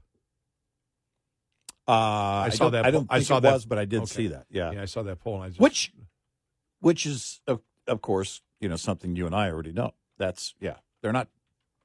There's no wide support for Biden. There isn't. Even Jill Biden said, "I'm on the fence." You practically have to have the last name Biden to be his supporter or be on The View. Where is the defense of Biden? If you're not in the administration or on the staff, or your last name isn't Biden, or you're not on The View. Now he did say that Trump, he believes, will be convicted in the hush money. You see the way the public's viewing this? They see this, they're talking to independents. I saw the other day. It's like, nah, they're just going after him. They're just going after him. Right. And that's the whole point, and we had talked about the whole FISA thing. This is what Republican leadership has to understand. And I know they deal with it every day, but you've got to step back and say, do you understand how the public's looking at all this? The public's looking at all this. You're like, well, we're going to make laws tougher. Democrats don't care about the law. Democrat judges don't care about the law. Nope. Democrat judges or prosecutors don't care about the law. So it doesn't matter if you make the law stronger, they're going to ignore the law. You see with Bragg here making up stuff. And it's funny because everybody's saying there is no case. It's ridiculous to try to do this, but it'll be convicted. As if it's normal. You don't have a case. Right. You can't combine a state law with the federal law. It doesn't fit whatsoever. There is no law here. Everybody knows it will get overturned in appeal, but it doesn't matter. The whole goal of the prosecutor, because to me, in this case, the judge should throw this case out. Yeah. So the judge isn't doing their job. The prosecutor isn't doing their job. They're making this up as you go along. Same in Atlanta. Yep. With the RICO. There is no RICO case there. Right. But it doesn't matter. It continues through the system because it's Trump, because it's political, because you have judges and you have prosecutors that have made it clear we are not going to follow the law to the point of Bragg, for example, in the hush money case, not in that particular case, but he's the prosecutor on that one, that he's the one that actually said, well, what we're going to do is we're going to start a new policy here. We're not going to convict somebody of a felony, even if they take a gun and use it in an armed robbery, as long as they don't shoot it. Yeah. This is the kind of people that you're dealing with. Right. No, this is as radical as it gets. And, on the whole, RICO thing, I was watching a documentary about John Gotti and this FBI, the chief FBI agent on with the FBI's case, which eventually is what landed Gotti in jail, in prison, where he died. And he talked about, this is what I need to constitute RICO, these elements. And they lined it out on the screen. I thought, why has there not been more discussion on this from the right, saying this is not even close? I know. Well, if you know anything about RICO, you need the criminal enterprise. Right. And a criminal enterprise is the mob. It only exists for one reason. Right. You can only use RICO for that. Right. That's the problem that they had with RICO, for example, with like pro-life groups. Right. It's like, yeah, but the pro-life group is not formed to get money. Right. The pro-life group may do. No, but it's a conspiracy within a group. No, it's not. RICO doesn't apply. There are conspiracy laws to commit a crime that cover that. RICO is a specific crime to be able to attach different people to the criminal enterprise. Mm-hmm. Trump's campaign was not a criminal enterprise. Right. You can have an enterprise of people that commit a crime, and there can be a conspiracy inside that organization, and you can charge them with conspiracy or a number of people in that organization. But that organization, if the organization only intent is not to make money, you have no RICO case. Right. And that's simple. Most people understand that. The mob is a criminal enterprise. It only exists for one thing, make money illegally. Right. And so you can look at any campaign out there and say, well, somebody inside the campaign broke the law, therefore everybody is punished because it's a criminal enterprise. Well, no, it's not. It's a political campaign. It wasn't designed for that. That's and you don't get to change the definition of what constitutes the RICO and how that is determined just by saying so in the charges. That, by the way, as a public servant, when you bring that kind of charge, that is such a gross overreach of power. To me, it rises to criminal behavior. Because you think about where if you could apply that. Now, overcharging has been happening especially from liberal prosecutors for a long time. So Fonnie Willis is no different in that regard. But when you come in knowing, and this is where the checks and balances normally would come in, where a judge would look at that and say, this does not constitute RICO. Because this is not a criminal organization. Right. It was not formed, the organization was not formed in order to commit crimes. And so the goal is, well, we believe these people broke the law inside the Trump campaign, and since it's a criminal enterprise that's led by Trump, then Trump is also guilty. Right. That's what they're trying to do. Right. It's not a criminal enterprise. No. It's like, well, it doesn't matter because they did. Yeah, the law matters. Well, but this is what we have been talking about, even with juries. In the case from the one lawyer against the lawyer who lied to the FBI. That Durham brought, and he lied to the FBI, and basically the one juror said, "Yeah, we saw that, but there are other more serious crimes out there." Yeah, he didn't say he didn't lie to the FBI. He just said there are bigger problems out there than somebody lying to the FBI. Right. That's the whole point. We're going to be a rogue jury. We're going to pick and choose who to apply the law to. And we're going to change the law on the fly to apply it to our political enemy. And so the Republican leadership understand that so many people, including us, are questioning this doesn't solve the problem. If you're sitting there saying, look at all, we put all these things, in here that are a roadblock. And who knows? Maybe it would. Maybe some of those roadblocks would help slow it down. But we saw, because one of the things is you couldn't run one of these things unless one of these searches, unless you put it by, a certain level director. Well, we saw the rot in the FBI go right up to the top. Oh, yeah. We saw the rot in the intelligence agencies go right up to the top. Right. Well, And remember, it was the two, with the Hillary situation, the two FBI agents that were in charge of looking at the white paper looked at it and said, this was written by a crazy person. And leadership at the FBI said, yeah, we'll take it from here. Yeah.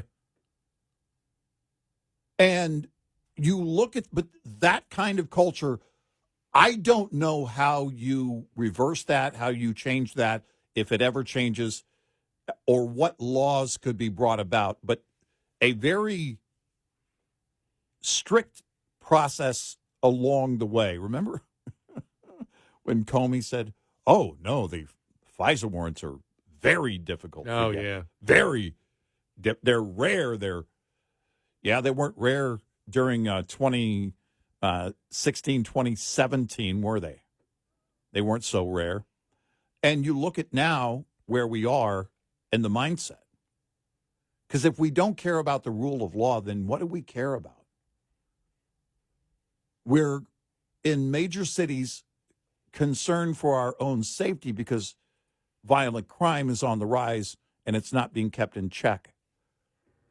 And then we scoff and go, yeah, well, it's just Trump. I don't care what happens to, I don't know what it is. I don't care what happens to a billionaire. I don't care what happens to somebody who I wouldn't vote for. I don't care what happens to. Do you care that it would happen to you?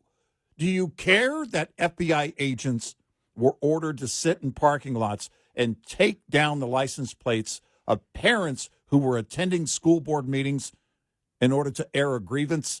Do you care about that? Do you care that it would come to your doorstep? Do you care that justice is not being served and that if we throw it all out and even if you don't believe in it for one person, that it still falls on you? Do you even consider any of that? All these things is what the Republican Party should be communicating, mass communicating to the people every single day, and they don't. No, they don't. They really don't. But that's what's going on right now. If you look at the whole intelligence FISA law, the surveillance law, is that you've got a significant number of Republicans saying, well, you can pass all the laws you want. Democrats aren't abiding by the law. Right. They're making up laws they go along. You're saying, okay, they haven't passed this law. We'll make it harder. Well, then they've got to report to somebody higher up. Yeah, but we know that the rot goes right to the top. Well, and we know the rot goes right to the top of the Department of Justice and goes right to the top of the FBI. We've seen it over the last 6-7 years. We know it. So how do you fix that? Remember the NSA thing? And we found out that it was Wyden and Udall, two Democrats, that wrote. The Justice Department said, we believe that this is a gross misinterpretation of this part of the Patriot Act. And we looked at that and said, okay, number one, where are the Republicans on board with that concern? Why didn't they write? Why didn't they issue a concern? Because when you talk about gross misinterpretation, then we get into the idea of, well, this is our interpretation of Title IX. This is our interpretation of this law. This is our interpretation of RICO. This is our interpretation. This is our interpretation. And over again, they're basically just lying and making it up. They're applying whatever they want to. And politically, they don't get any pushback, at least from their own side. We'll see what happens November 5th. We'll see if independents truly do vote this way and are greatly concerned about this. Every American should be, because if one side can do it, both can do it. And that's a problem. It's a problem to begin with. But if you don't see that effect of it, then you're choosing to be blind. Is that why Nadler agreed with Jim Jordan? I think so. Does Nadler see, go, guys, what we have created, the precedent we have created, is going to wide open. Remember, wasn't it Nadler who told Pelosi, you can't do this, and Schiff, the Trump first impeachment, you can't do this, because when they get in power, they're going to do it back to us. You cannot do what you're doing. Is that what is sitting in the back of Nadler's mind? If Trump is elected, then the precedent that we created can be used against us. Look at the case out of Colorado, taking him off the ballot in Colorado. A lot of Democrats said, look, I'm not going to vote for the guy, but if we start doing this, then they can do this anywhere from either side. So, yeah, that has to be a concern with anybody. 866-90 Red Eye. Coming up, more with Gary McNamara and Eric Harley. It's Red Eye Radio.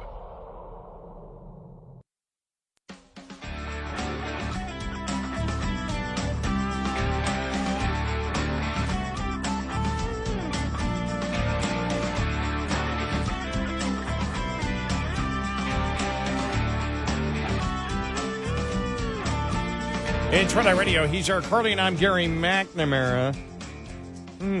Just reading this here. Paramount investigating accusations. Sylvester Stallone called Tulsa King extras ugly and tubs of lard. That warrants an investigation? Well, that would... Is that all he said about them? I guess that, remember, this is 2024. Fat shaming. Now, ugly shaming. Who determines ugly, right? Beauty is in the eye of the beholder. Right, but I can't call you ugly. I can think you're ugly, but if I call you ugly in the workplace... What if I say some people standing next to me right now are really ugly, and I don't get specific? That would be a generalization. Well, I guess that's why we have lawyers.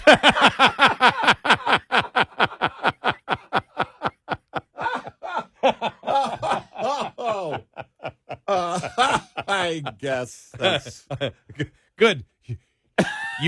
You ended that conversation right there, because when I said that, I go, where the hell are we going to go from here on this one? And you go, okay, we need lawyers. Well, and on top of that, Paramount Plus on the in terms of all the streamers, they're kind of on the brink. They haven't been the best at bringing in revenue. They've got some fairly decent shows, but and that's one of the Taylor Sheridan shows, by the way, Tulsa King. So I don't know. I guess you have to. That's what you do now. If somebody complains, hey, you said I was ugly. Okay, stop cameras. Everybody go on a 6-month hiatus as we get the lawyers involved and find out how hurt these people are dollar-wise. Because isn't that what it comes down to? I mean, are you going to change anything? Is an apology the only thing they want? Why haven't we seen pictures of them yet? I'm just asking questions. I'm not judging. Oh, but when I see the pictures, I might. This just in: all those extras have been replaced by AI. Well, there's another thing. I mean, when you have these smaller productions, if that happened, if I were on a set with Sylvester Stallone and he called me ugly in the tub of lard, I'd go, whatever. Is the check? If the check is good, I'm here to work. I don't care what he thinks of me. Right? No, I'd throw out Adrian if you said that to me. Hey, Adrian. If you said that to me, if you said, ugly tub of lard. McNamara, you're one ugly SOB. Absolutely. I'd say, I am the judge. I'd look at him and say, you're the disease, I'm the cure. Yeah. I am the judge. Yeah, you can't judge me. By the way, that's from Cobra. Yeah. You're the disease, I'm the cure. Starring Sylvester Stallone, some sunglasses, and a toothpick. Oh, my God. You've seen that movie, too. I have.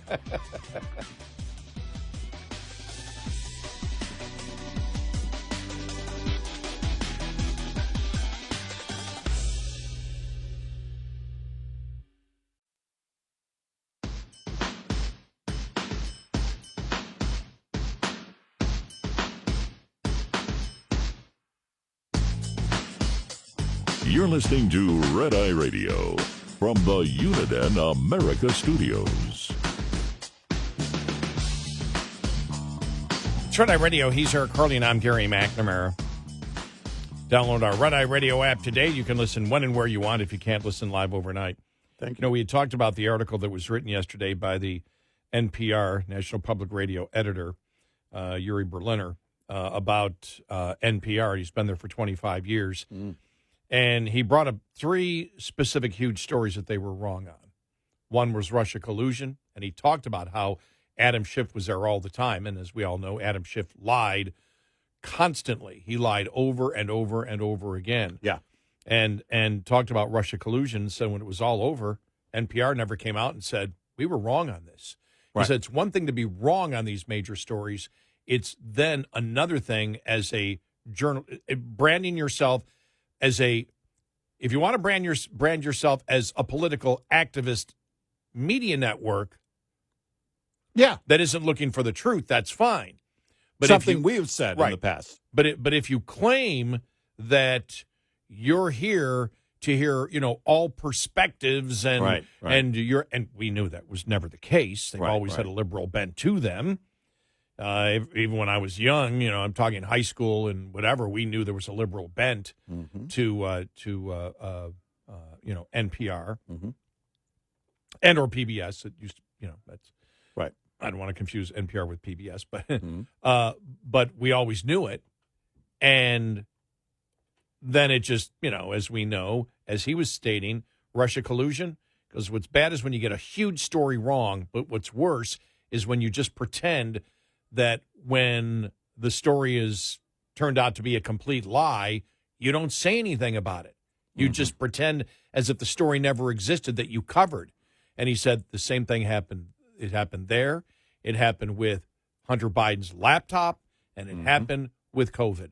Right. It was all these stories. And that was the point that he was bringing up. Well, NPR responded today, the editor-in-chief, and said, basically, we disagree with him. But didn't say he was wrong on anything, simply said we disagree with his analysis. We believe we do great journalism, and everything else without getting into the minutia. And, of course, the minutia is he wrong on the fact that you buried when those stories ended up not being true? Did you come out and give as much emphasis to why the story was wrong? Did you go after and find out and investigate how this possibly happened? Did you look into the Hillary campaign? Did you ask questions to Hillary Clinton and say, why did this happen? Because the Durham report says you set up Trump, that you created this lie. Did they do that? Did they look for the truth? No, they never looked for the truth. So it was pretty weak. But he was on with Chris Cuomo on News Nation, which I think this whole thing probably has to. He's trying to put up a brave face that he's a new type of personality and all this with News Nation and Cuomo, Cuomo. But we know what he did at CNN. Yeah, he was as big a hack as you can get. I don't think he was. I sense he wasn't really happy or didn't know where to go with this. But here it is when Yuri was asked, was he surprised at management's response to him? Here we go. I'm not surprised by the response that came from management and the same managers that I've been making a lot of these points about, and they're certainly entitled to that perspective. I will say I've had a lot of support from colleagues, many of them unexpected, who say they agree with me. Some of them say this confidentially, but I think there's been a lot of response saying, look, these are things that need to be addressed. We haven't. We've been too reluctant, too frightened, too timid to deal with these things. And I think that this is the right opportunity to bring it all out in the open. So for those who are sitting there saying, I knew it, NPR, those laconic lefties, with that slow delivery and just feeding us all of this, are you saying that's the truth, or are you saying it's something that has evolved? What do you want people to feel about NPR and what you feel about the media in general? I think it's evolved. I've been at NPR a long time, 25 years. You could say I'm a lifer. And it's a place I've always loved working. But when I started, there was a liberal orientation, but I think we were more guided by curiosity, open-mindedness. You talked about policy. We were kind of nerdy and really like to dig into things and understand the complexity of things.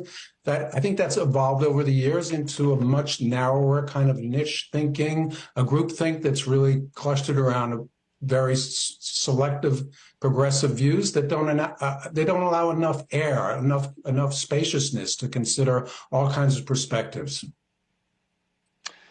So you use some very powerful words that people kind of see as sacrosanct, whether it's, indicating bias of what people call woke these days, or political correctness or cancel culture. These are often seen as instruments of the left. One, were you worried that, I hope you saved up your money. You are a business editor, so hopefully you're good with your own investing, because they're going to kick you to the curb and nobody's going to want you, especially as a white guy, who's not 18. So what do you make of going after these sacred cows?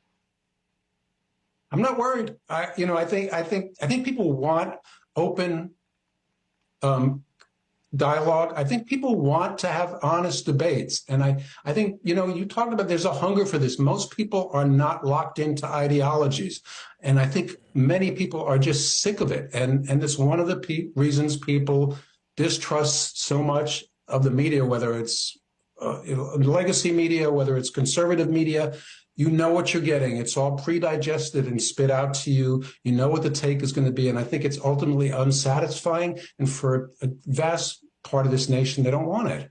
So I think there's an opportunity there for much broader perspectives in how we cover the news. So there you go. I will say he's generalizing there. Yeah, I mean, when it comes to ideology, right. I think individuals do have their own ideology. If you're talking about tribalism and that, okay, everything seems to be branded and painted one thing over here and then one thing over here, we kind of see that. But I look at the individual as someone who is capable of understanding what the truth is, and if they pursue the truth, that's that's up to them. This is what journalism is all about. Journalism, true journalism, plays a critical role in a free society. And if you're going to do the work, you do the work, and you leave your ideology at the door. Just having an open discussion, dialogue about this is only a small part of it. You have to get down to the actual discussion of what is right, what is wrong, and what the truth is. What the truth is, yeah. And if you're not looking for the truth, and the truth is often ugly, I hope someone doesn't file charges on me for saying that. The truth can be a big tub of lard, is what I'm saying, and we don't want to look at it. It's unsightly. It's hard to deal with. It's hard to comprehend, compartmentalize, but the truth is always important. The truth doesn't change.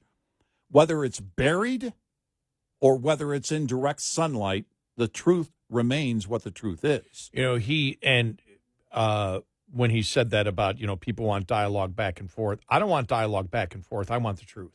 That's it. That's what I want. And then if if somebody wishes to debate you on it and they wish to debate a lie versus truth, or the way it used to be, that you would debate what the truth is and why your take on the truth, or what we would do future-wise by, well, this is the truth. Mm-hmm. People are hurting, therefore we need government to, okay, we both agree people are hurting. All right, what should the government do? Right. And we've seen where the government has gone on it, and that's where the debate is about on so many different issues. But even Uri, in his analysis, the biggest thing that he talked about in that article was about how NPR wasn't telling the truth on three of the biggest issues in modern political history. Right. And when the truth was revealed, and his point was, if you listen to, for example, and we do this for everything. We don't care what it is. We say, okay, what's the evidence on any case out there? We did that with Russian collusion from the beginning. Yeah, from the beginning, we did it. We said, okay, show us why this is, this happened or that happened, and we'll see what the evidence shows. We've done that all along. And when Democrats tried to compare the laptop to Trump, we went, well, no, it's completely different because the evidence comes from the suspect. Right. There's the difference. Right. The evidence comes from the suspect. We don't even know where this evidence came from, the dossier and all that, where that come from. And we found out later on it was a Hillary campaign that financed and created that lie. Mm-hmm. And so he's even talking about the problem with if you read the article, and it isn't brought across the same way in this interview, but what he wrote in the article in the Free Press was the Russia collusion, the laptop, and COVID. Mm. That NPR all covered in one way. They were wrong in each and every one. They weren't telling their listeners the truth in any of those topics. And when the truth came out, they didn't come back and say that. Right. They just ignored it as if it didn't happen. Right. That was the main crux of his article. That's the problem there, because they don't have any type of diversity of thought. And I think he said in the newsroom, this would be the national level, it was 87-0 Democrats, including him. Now, on the local level, I know three people, one of them, who works at NPR or has worked at NPR. The two other people that I know used to work for NPR, but on a local level. Mm-hmm. And they have good journalists at work I know good journalists that work on the local level. They're good journalists mm-hmm. that do that. Right. I also remember, and I was working in Buffalo, and the local NPR affiliate wanted me on for some reason on the interview show that they did. And I knew they were liberal then. I mean, so we're going back. This has to be 95, maybe. I think it was 95. And so I knew what I was walking into, and I don't even remember what the issue was. We get on there, we have the conversation back and forth, and I'm, and I know the host. We disagree on stuff, but it was quite animated. Then the calls came in, and they were all from the left, and it got animated more like commercial radio. Well, I'm telling you, I walked out of there. I'm thinking, oh boy, I'm going to get blasted. I'm going to get looks. people were coming up and shaking my hand and saying, that was great. I mean, we just need more of this. And it wasn't me. It was the back and forth. Right. That it was creating exciting radio.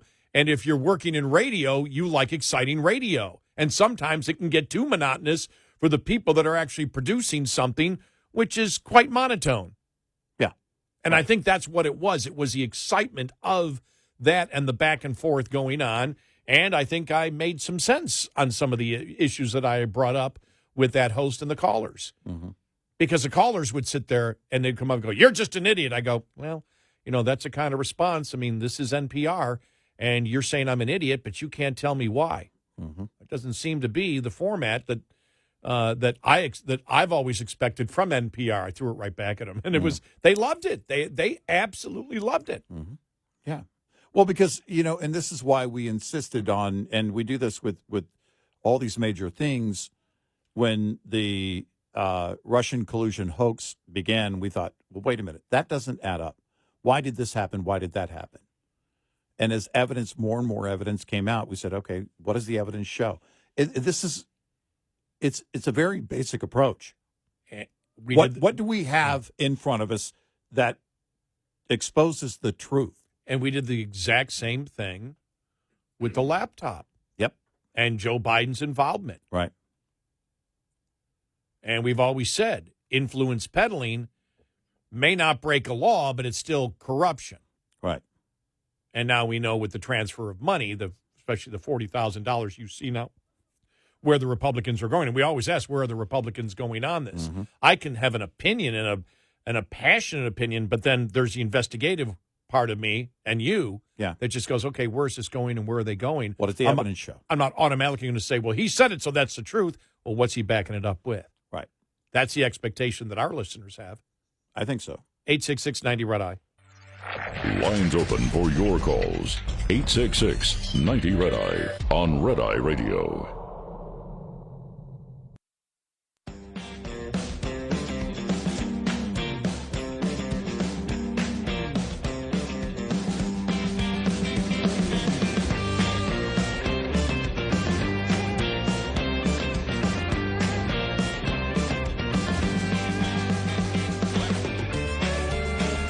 It's Red Eye Radio.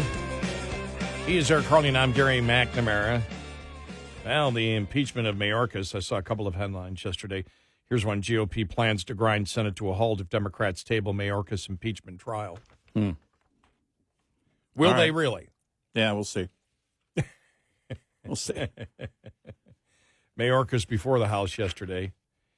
Even Henry Cuellar, the Democrat from Texas. Yeah. Said the president can do an executive order, and basically you know it. He's got the power to do it. Yeah. We'll get to that more coming up.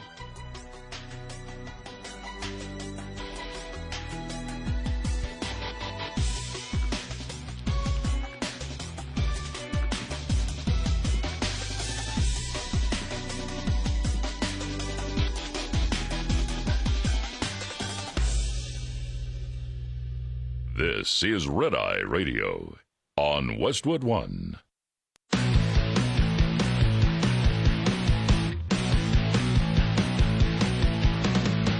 Now, it's Red Eye Radio. Gary McNamara and Eric Harley talk about everything from politics to social issues and news of the day. Whether you're up late or you're just starting your day, welcome to the show. From the Uniden America Studios, this is Red Eye Radio.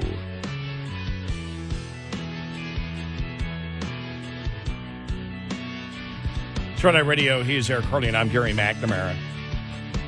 Good morning. All across America, we are. And a good morning to you. We're here on Thursday already. Yeah. Happy Thursday, everybody. Happy Thursday. Happy 98th birthday to my dad. All right. 98 years old. Mr. M, the original Mr. M. Yeah. He might be 98 years old. He might be the original. A frequent contributor. Yes. Without ever having to be on the air to our great program. And yes, we thank him for his many years of wisdom that we have used to enlighten our audience. You call it wisdom. Great. I call it father lecturing a son. I love it. It's funny. I got to talk to my dad a little bit yesterday as I called Mom. My mom's birthday was yesterday. She's doing great. And she was running around. Dad was she's running around the house. I'm trying to find her. But I had some great discussions with my dad. And it just, when the call was over, something that you and I have talked about and you have mentioned, I feel blessed. I know you do too. You've talked about it. Having had your parents in your life for so long, you lost your mom a few years ago, and which,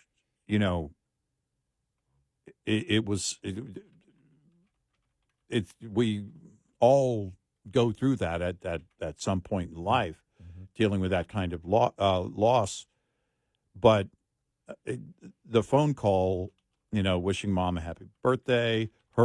By the way, timed it out perfectly.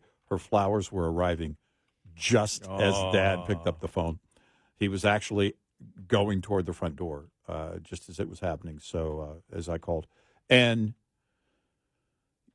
I'm so grateful, to have had their wisdom for so many years, and it's just, that's your compass, that's your true north.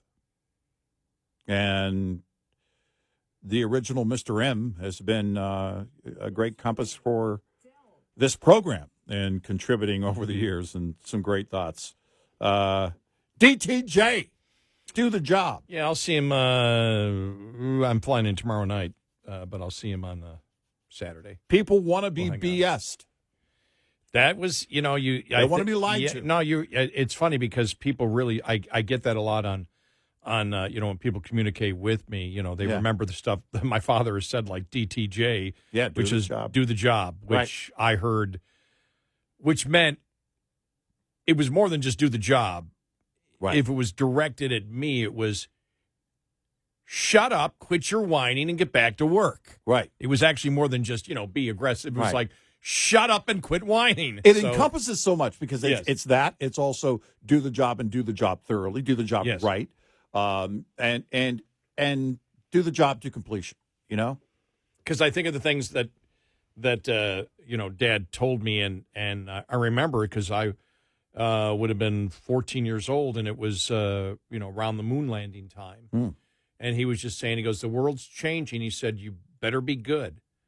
If you're going to make it in the world, don't expect that you're going to be at the same job for 20 years or 30 years. It's not going to happen. Right. And he said, you need to be good at a number of things.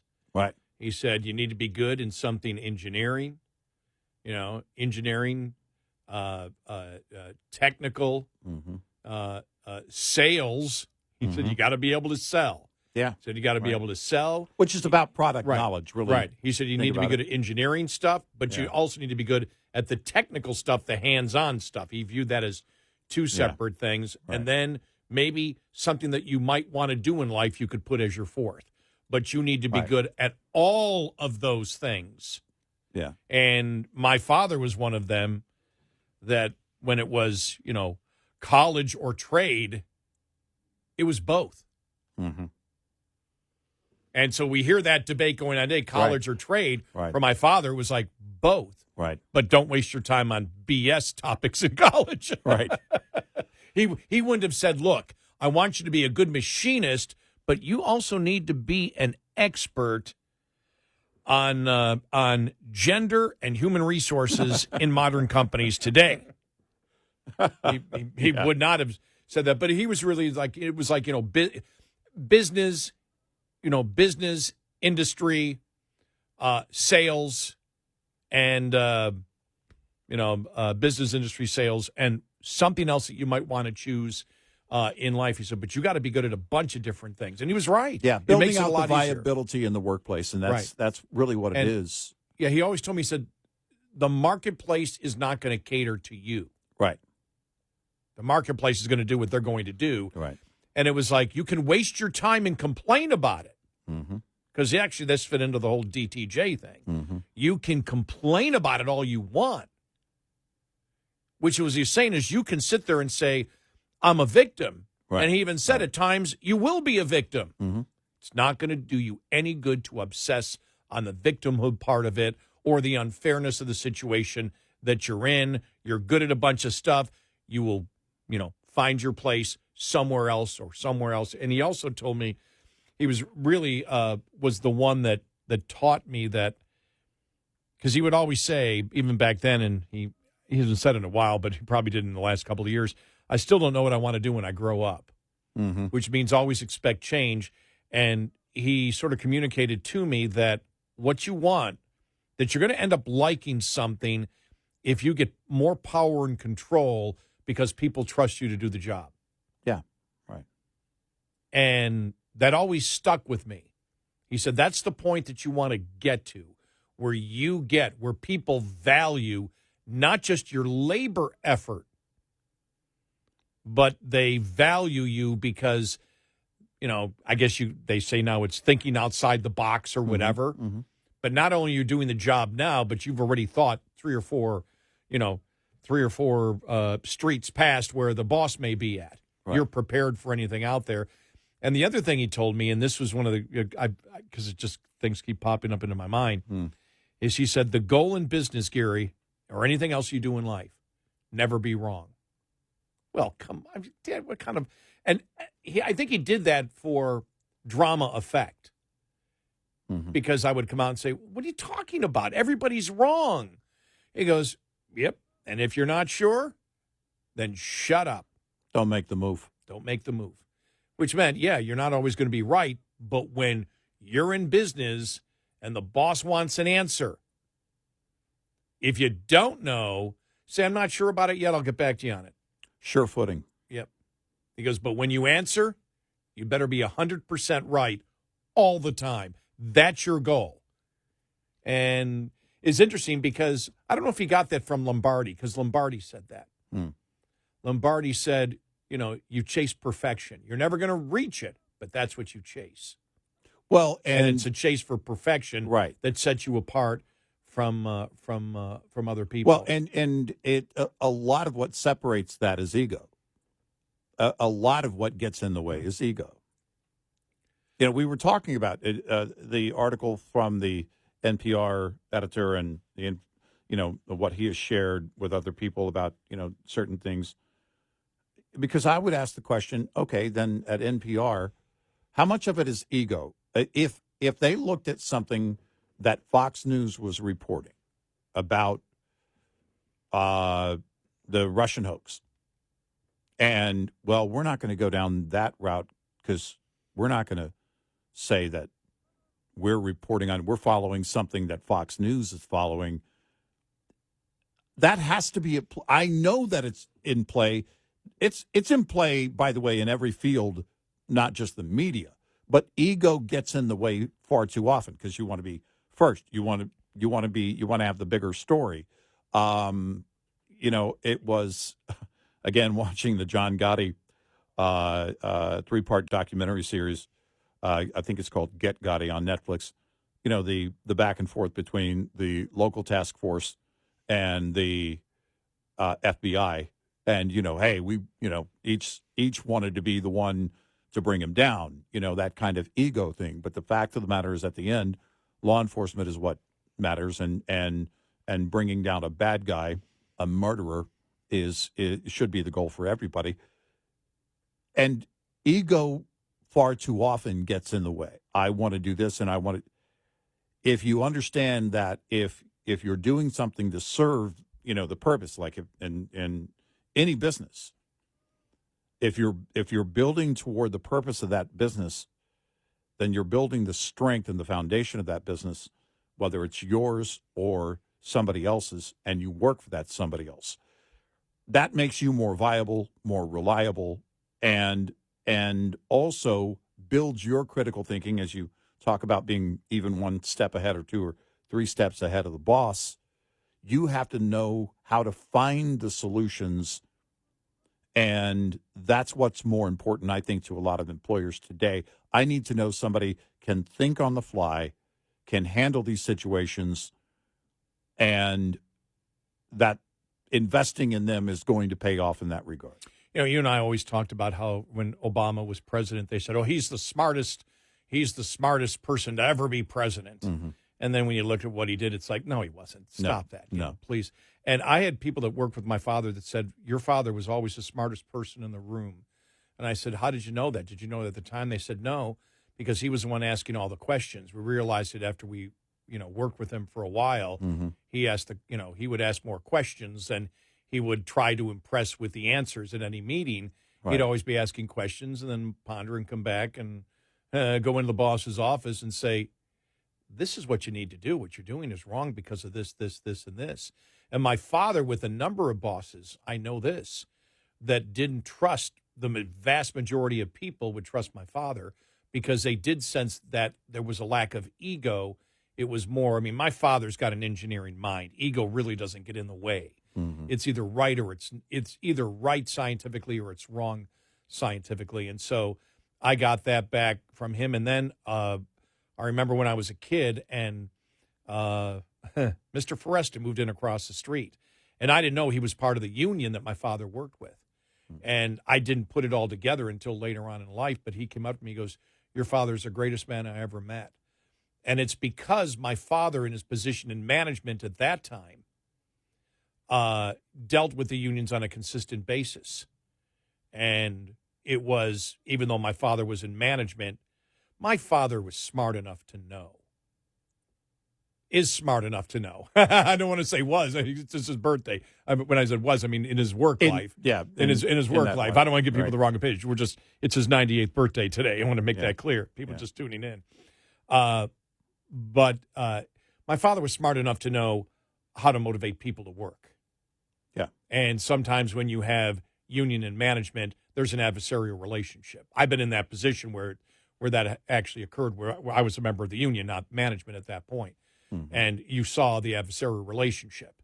And it's not good and it's not productive. My father was always smart enough to do it. I remember one story somebody told me that it was a terribly cold night out, and this is when my father worked at a coke plant. Mm-hmm. And the workers were doing a bunch of stuff, and it was cold. My father went in and said, everybody come on in, get some coffee and donuts. And the supervisor, my father wasn't their direct boss, but he was way up there in management, and everybody respected him. And the manager came in, what's going on? Where's there coffee and donuts for everybody? Mm-hmm. Just warm you up. It's the kind of person he was. He always built loyalty and on a one-to-one basis. And he was very good in the business world of doing that. But the one thing that I fought with him most, where it took a while before I realized my father was 100% right on this. And everybody who's listening, if you've been listening for any length of time, you know this quote from my father when he told me, he said, you're going to find out in life that people want to be BS'd. Yeah. And, I was probably, in college at that point and idealistic. I go, no, Dad, people want the truth. He goes, no, you're going to find out people want to be BS'd. And the more BS that the person will give them, the greater that person is in other people's eyes. He goes, they want to be BS'd. Oh, God, is that true? Oh, yeah. And in every aspect. Not everybody, but there's Right. a significant portion of people in this country that there's a lust almost to be BS'd. They're driven to it with this incredible passion. And you and I look at it and go, come on, it's BS. And people will be furious at us. What are you talking about? Blah, blah, blah, blah, blah. They'll never give you the reason why the person's right. Right. It's just blind loyalty. Well, Or tribalism, whatever you wish to call it. Right. My person is never wrong. And it's like, I never operated that way. It's either the truth or it's BS. Well, that's it. The truth is what matters. And it's what has to be dealt with every single day. It's the only thing that we should look for. And the problem is that people are fed that, and that BS is quite often what? The best case scenario. It's this rosy picture that they're painting in someone's eyes, and they want to buy it. It's, again, Joey Pants in The Matrix. Hey, I know it's not a steak, but I'd rather live in this fake matrix than the harsh reality of the real world. We look at all the BS that was thrown at us about, what government spending and everything else would do and everything, and now all of it has hit reality. Yeah. BS eventually hits reality, especially when you attempt to put BS into action. The truth will find its way to daylight every time, eventually. So happy 98th birthday to my father. Happy today. birthday, Mr. McNamara. 866-98 Red Eye. Brought to you by Hot Shot Secret. Hi, I'm Jen Loomis, a transport safety expert at JJ Keller, and I'm here to share a tip on speed and space management. In order to manage speed, you need to understand the 4 factors involved in stopping a vehicle. Perception distance is the distance a vehicle travels from the time you see a hazard until your brain recognizes it. The perception time for an alert driver is approximately 3/4 of a second. Reaction distance is the distance a vehicle travels from the time your brain tells your foot to move from the accelerator until your foot hits the brake pedal. The average driver has a reaction time of 3/4 of a second. Brake lag distance also needs to be taken into account. When operating a vehicle with air brakes, it takes about half a second for the mechanical operation to take place. Finally, braking distance is the distance it takes a vehicle to stop once the brakes are applied. Braking distance is affected by the weight, length, and speed of the vehicle, as well as road condition. This tip was brought to you by JJ Keller and Associates. Visit us at jjkeller.com. Get in touch with Red Eye Radio, toll free at 866-90 Red Eye.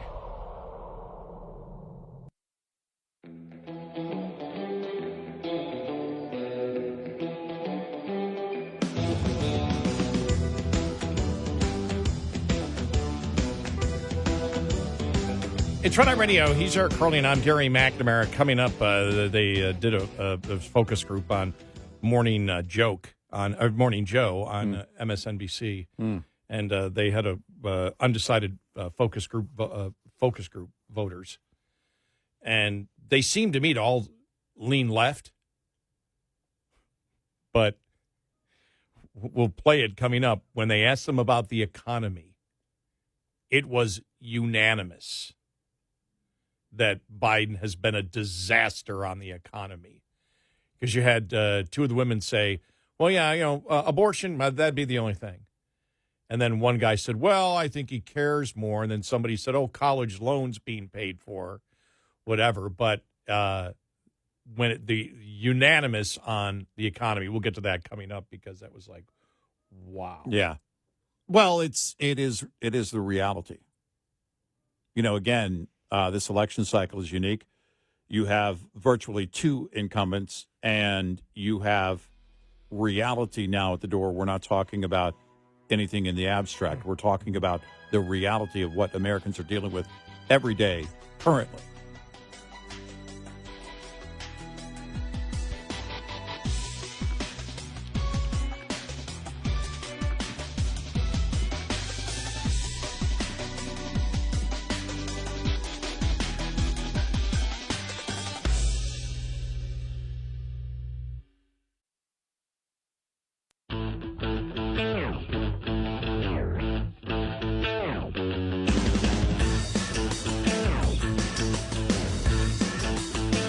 Have a line open.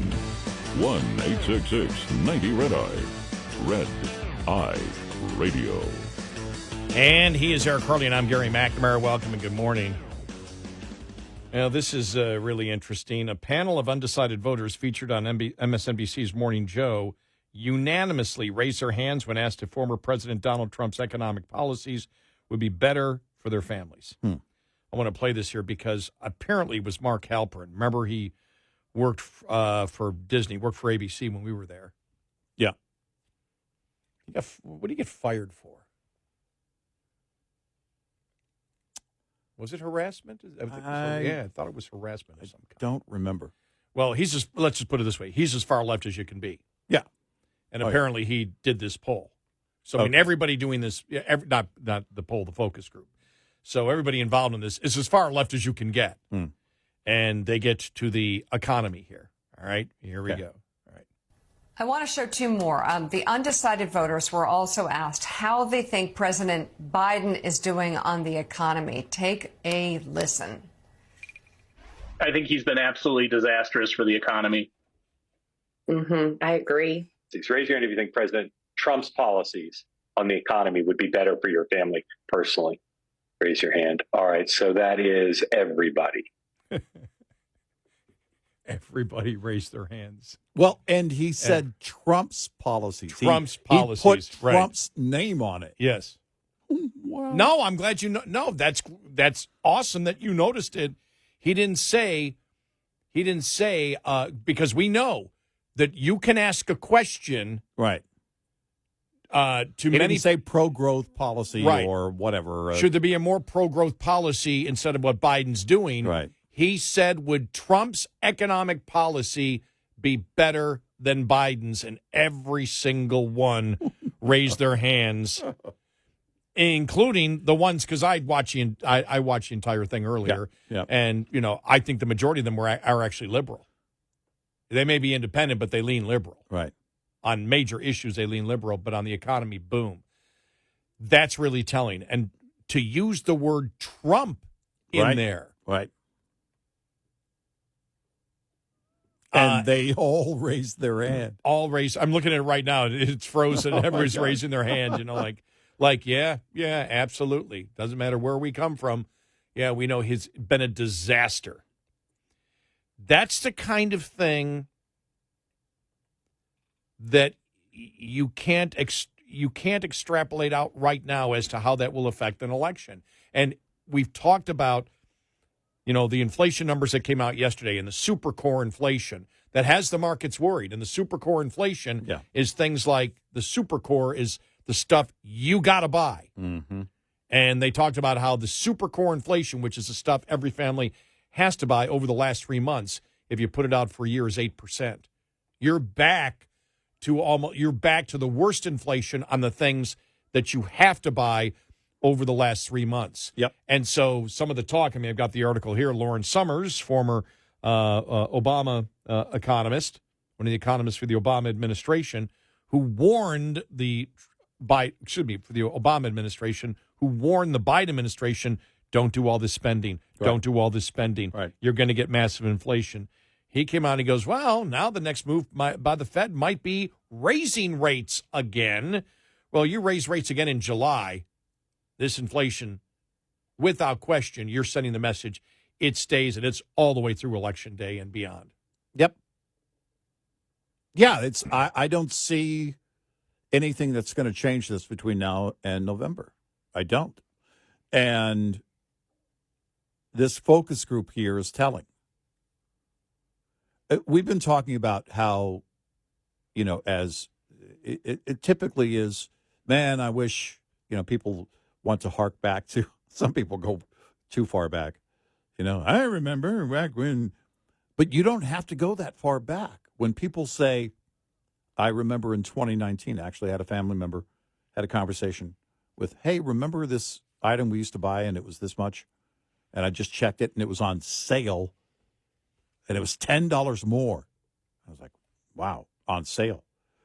And they think to themselves, I'd like to go back to what was going on before. That's natural in any election cycle to a large extent. The question is, are the people on the left, or how many on the left, are willing to say, economy be damned, I still can't vote for Trump? I don't know that. We don't know. We don't know how this translates into votes. We know a number of things here. Is the two-tier justice system is certainly playing, we think, a role with at least independents. And I think that there are a lot of Democrats that at the very least stay home. Again, I can't quantify that, and I won't be able to until after. Here's more of this focus group here on MSNBC. Here we go. Okay. President Biden argues that his economic record has been very good. Said President Trump's was not as good. What are you keying off of? By the way, did you hear that laughter is coming from the panelists? Right. Okay, just to make clear. Okay, let's. Sean, since you had the best smile, and Virginia the second best smile, what are you keying off of to say President Trump's economic policies would be better for you? My past performance of my 401k. I know it was post 2020 and everything kind of flipped around, but you can't blame everything on 2020 for forever. We have areas here in Pennsylvania where it's just at a standstill right now. Like things are supposed to be being built and the interest rates are just way too high for people to invest and start moving around. And Virginia, just staying with you because Pennsylvania is near and dear to Joe Biden's heart. Are there Biden policies that you would blame for the problem? And if so, what are they? The interest rate is so high right now, and I know they're trying to cut the inflation down, but like if nobody is building, no businesses are really coming to Pennsylvania right now to keep us moving forward. Even if you're trying to buy a house, because I'm trying to become a first-time home buyer, the prices are so high right now. It's just hard. Is there anything Joe Biden could do or say between now and the time you vote that would make you feel differently about feeling that his policies would not be as good for your family on the economy? Or have you pretty much decided that Trump's policies would be better for the economy? I mean, I feel like he doesn't even take accountability for what's going on in the economy. Not even accountability. Like he's in denial that it's happening. By the way, when she's saying that, the majority of the panelists are shaking their heads like, absolutely. Right. Wow. So that's on MSNBC, just so you know. Well, and look, you see what's going on with the attack on oil and natural gas production and everything else. And the one person from Pennsylvania, you look at that where, all right, what do you look for with the expansion of an economy? It's not just the interest rates. I mean, she's dealing with that directly because she's trying to buy a home. But it's also it is investment, but it's beyond that. It's also the investment in greater production long term.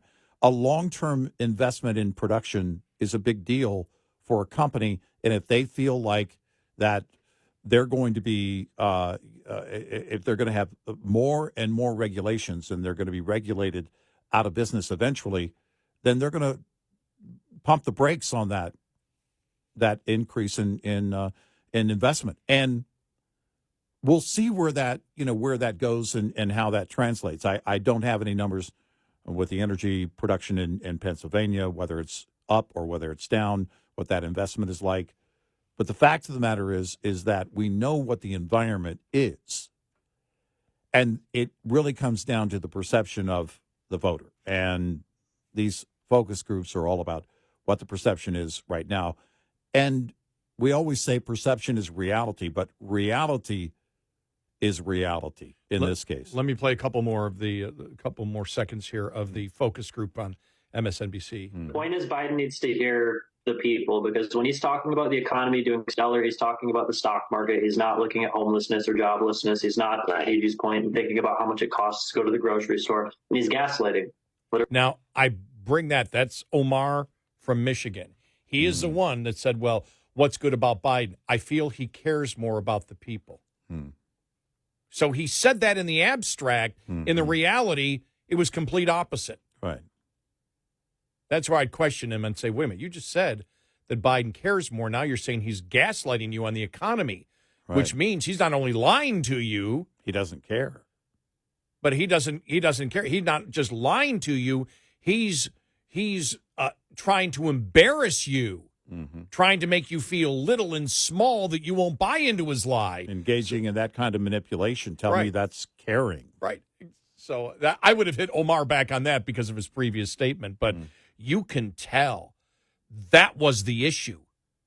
You know, when they brought it up about abortion, the two women said, oh, yeah, that'd be the only issue, the only issue, the only issue. But you see the animation and you see how passionate they are. Because everyone is. Because the first thing that you wake up in the morning, if you're having financial troubles, it never leaves your mind. If that hardship's going to be there, and if you're working, and you and I have often said that, and we said at the very beginning, that the Democrats don't seem to understand that inflation is worse than a recession. Right. Because in a recession, most recessions, even if you have a big recession where you have 10% of the people laid off for a year, 90% of the people are still working. Right. And during most recessions, prices go down. Right. Because of, the supply becomes greater because people aren't buying as much. Right. Inflation is the worst because it affects everybody. And you want hopelessness? Somebody who's working 60 hours a week. That's one of the things, too. I mean, you made the case when Bernie Sanders was out there saying 32 hours, 32 hours, 32 That'll be the hours. full-time job now, the 32-hour work week. So you can fit in another full-time job. Yes, you can fit in another full-time job. That was the best line ever. That's why Bernie Sanders, it makes it so people can have two jobs and afford to live in this inflation. But that's hopelessness when you're working a job and a half. You're working 60 hours. You were working 40 hours. You don't want to be working 60 hours, and you're still underwater. That's the problem. When you're floating there in the abyss, and then you believe nobody's coming for you. Yeah. That kind of hopelessness is devastating to people. It takes the drive out of people. It makes you less productive. That kind of fear, or maybe resigning to this idea that nothing is going to be done about it and nothing's going to change, makes the situation worse for everybody involved. 866-90-RED-EYE. We'll be right back with more Red Eye Radio with Eric Harley and Gary McNamara.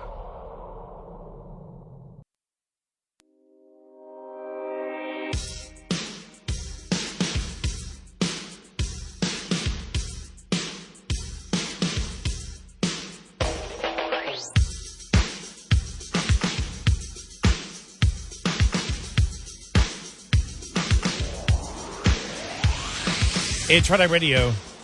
He's Eric Harley, and I'm Gary McNamara. And what makes it so interesting is that focus group that was on the same day that we got the new inflation numbers. And there's a lot of worry. And I think one of the most interesting things about inflation, we'll talk a little bit more about it because we know we've got an audience that is waking up right now. And we did some analysis early on in the show about it. But what they call the super core numbers out there. Yeah. That the focus is, and that's what the markets are worried about. And the super core is numbers. You have the regular inflation rate, the core, which puts out food and energy, but the super core rate is the things that people buy that they have to have. Right. They're not negotiable.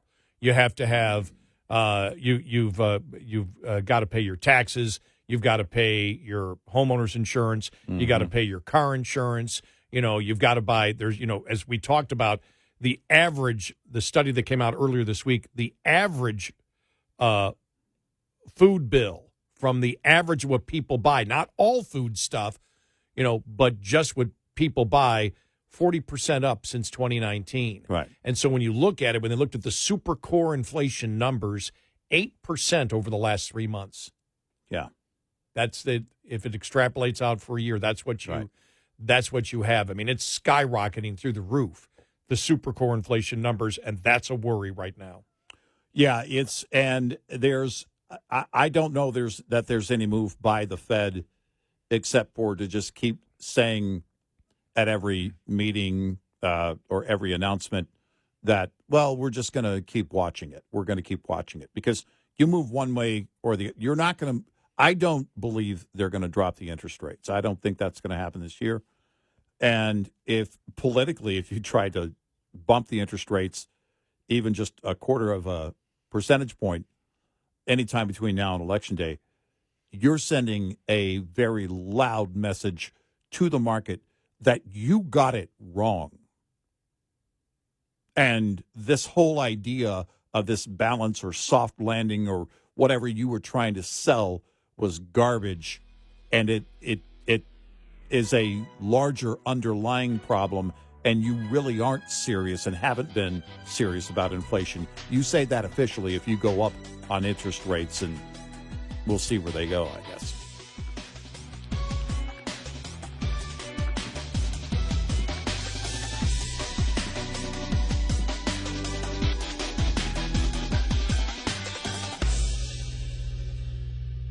This is Red Eye Radio. on Westwood One.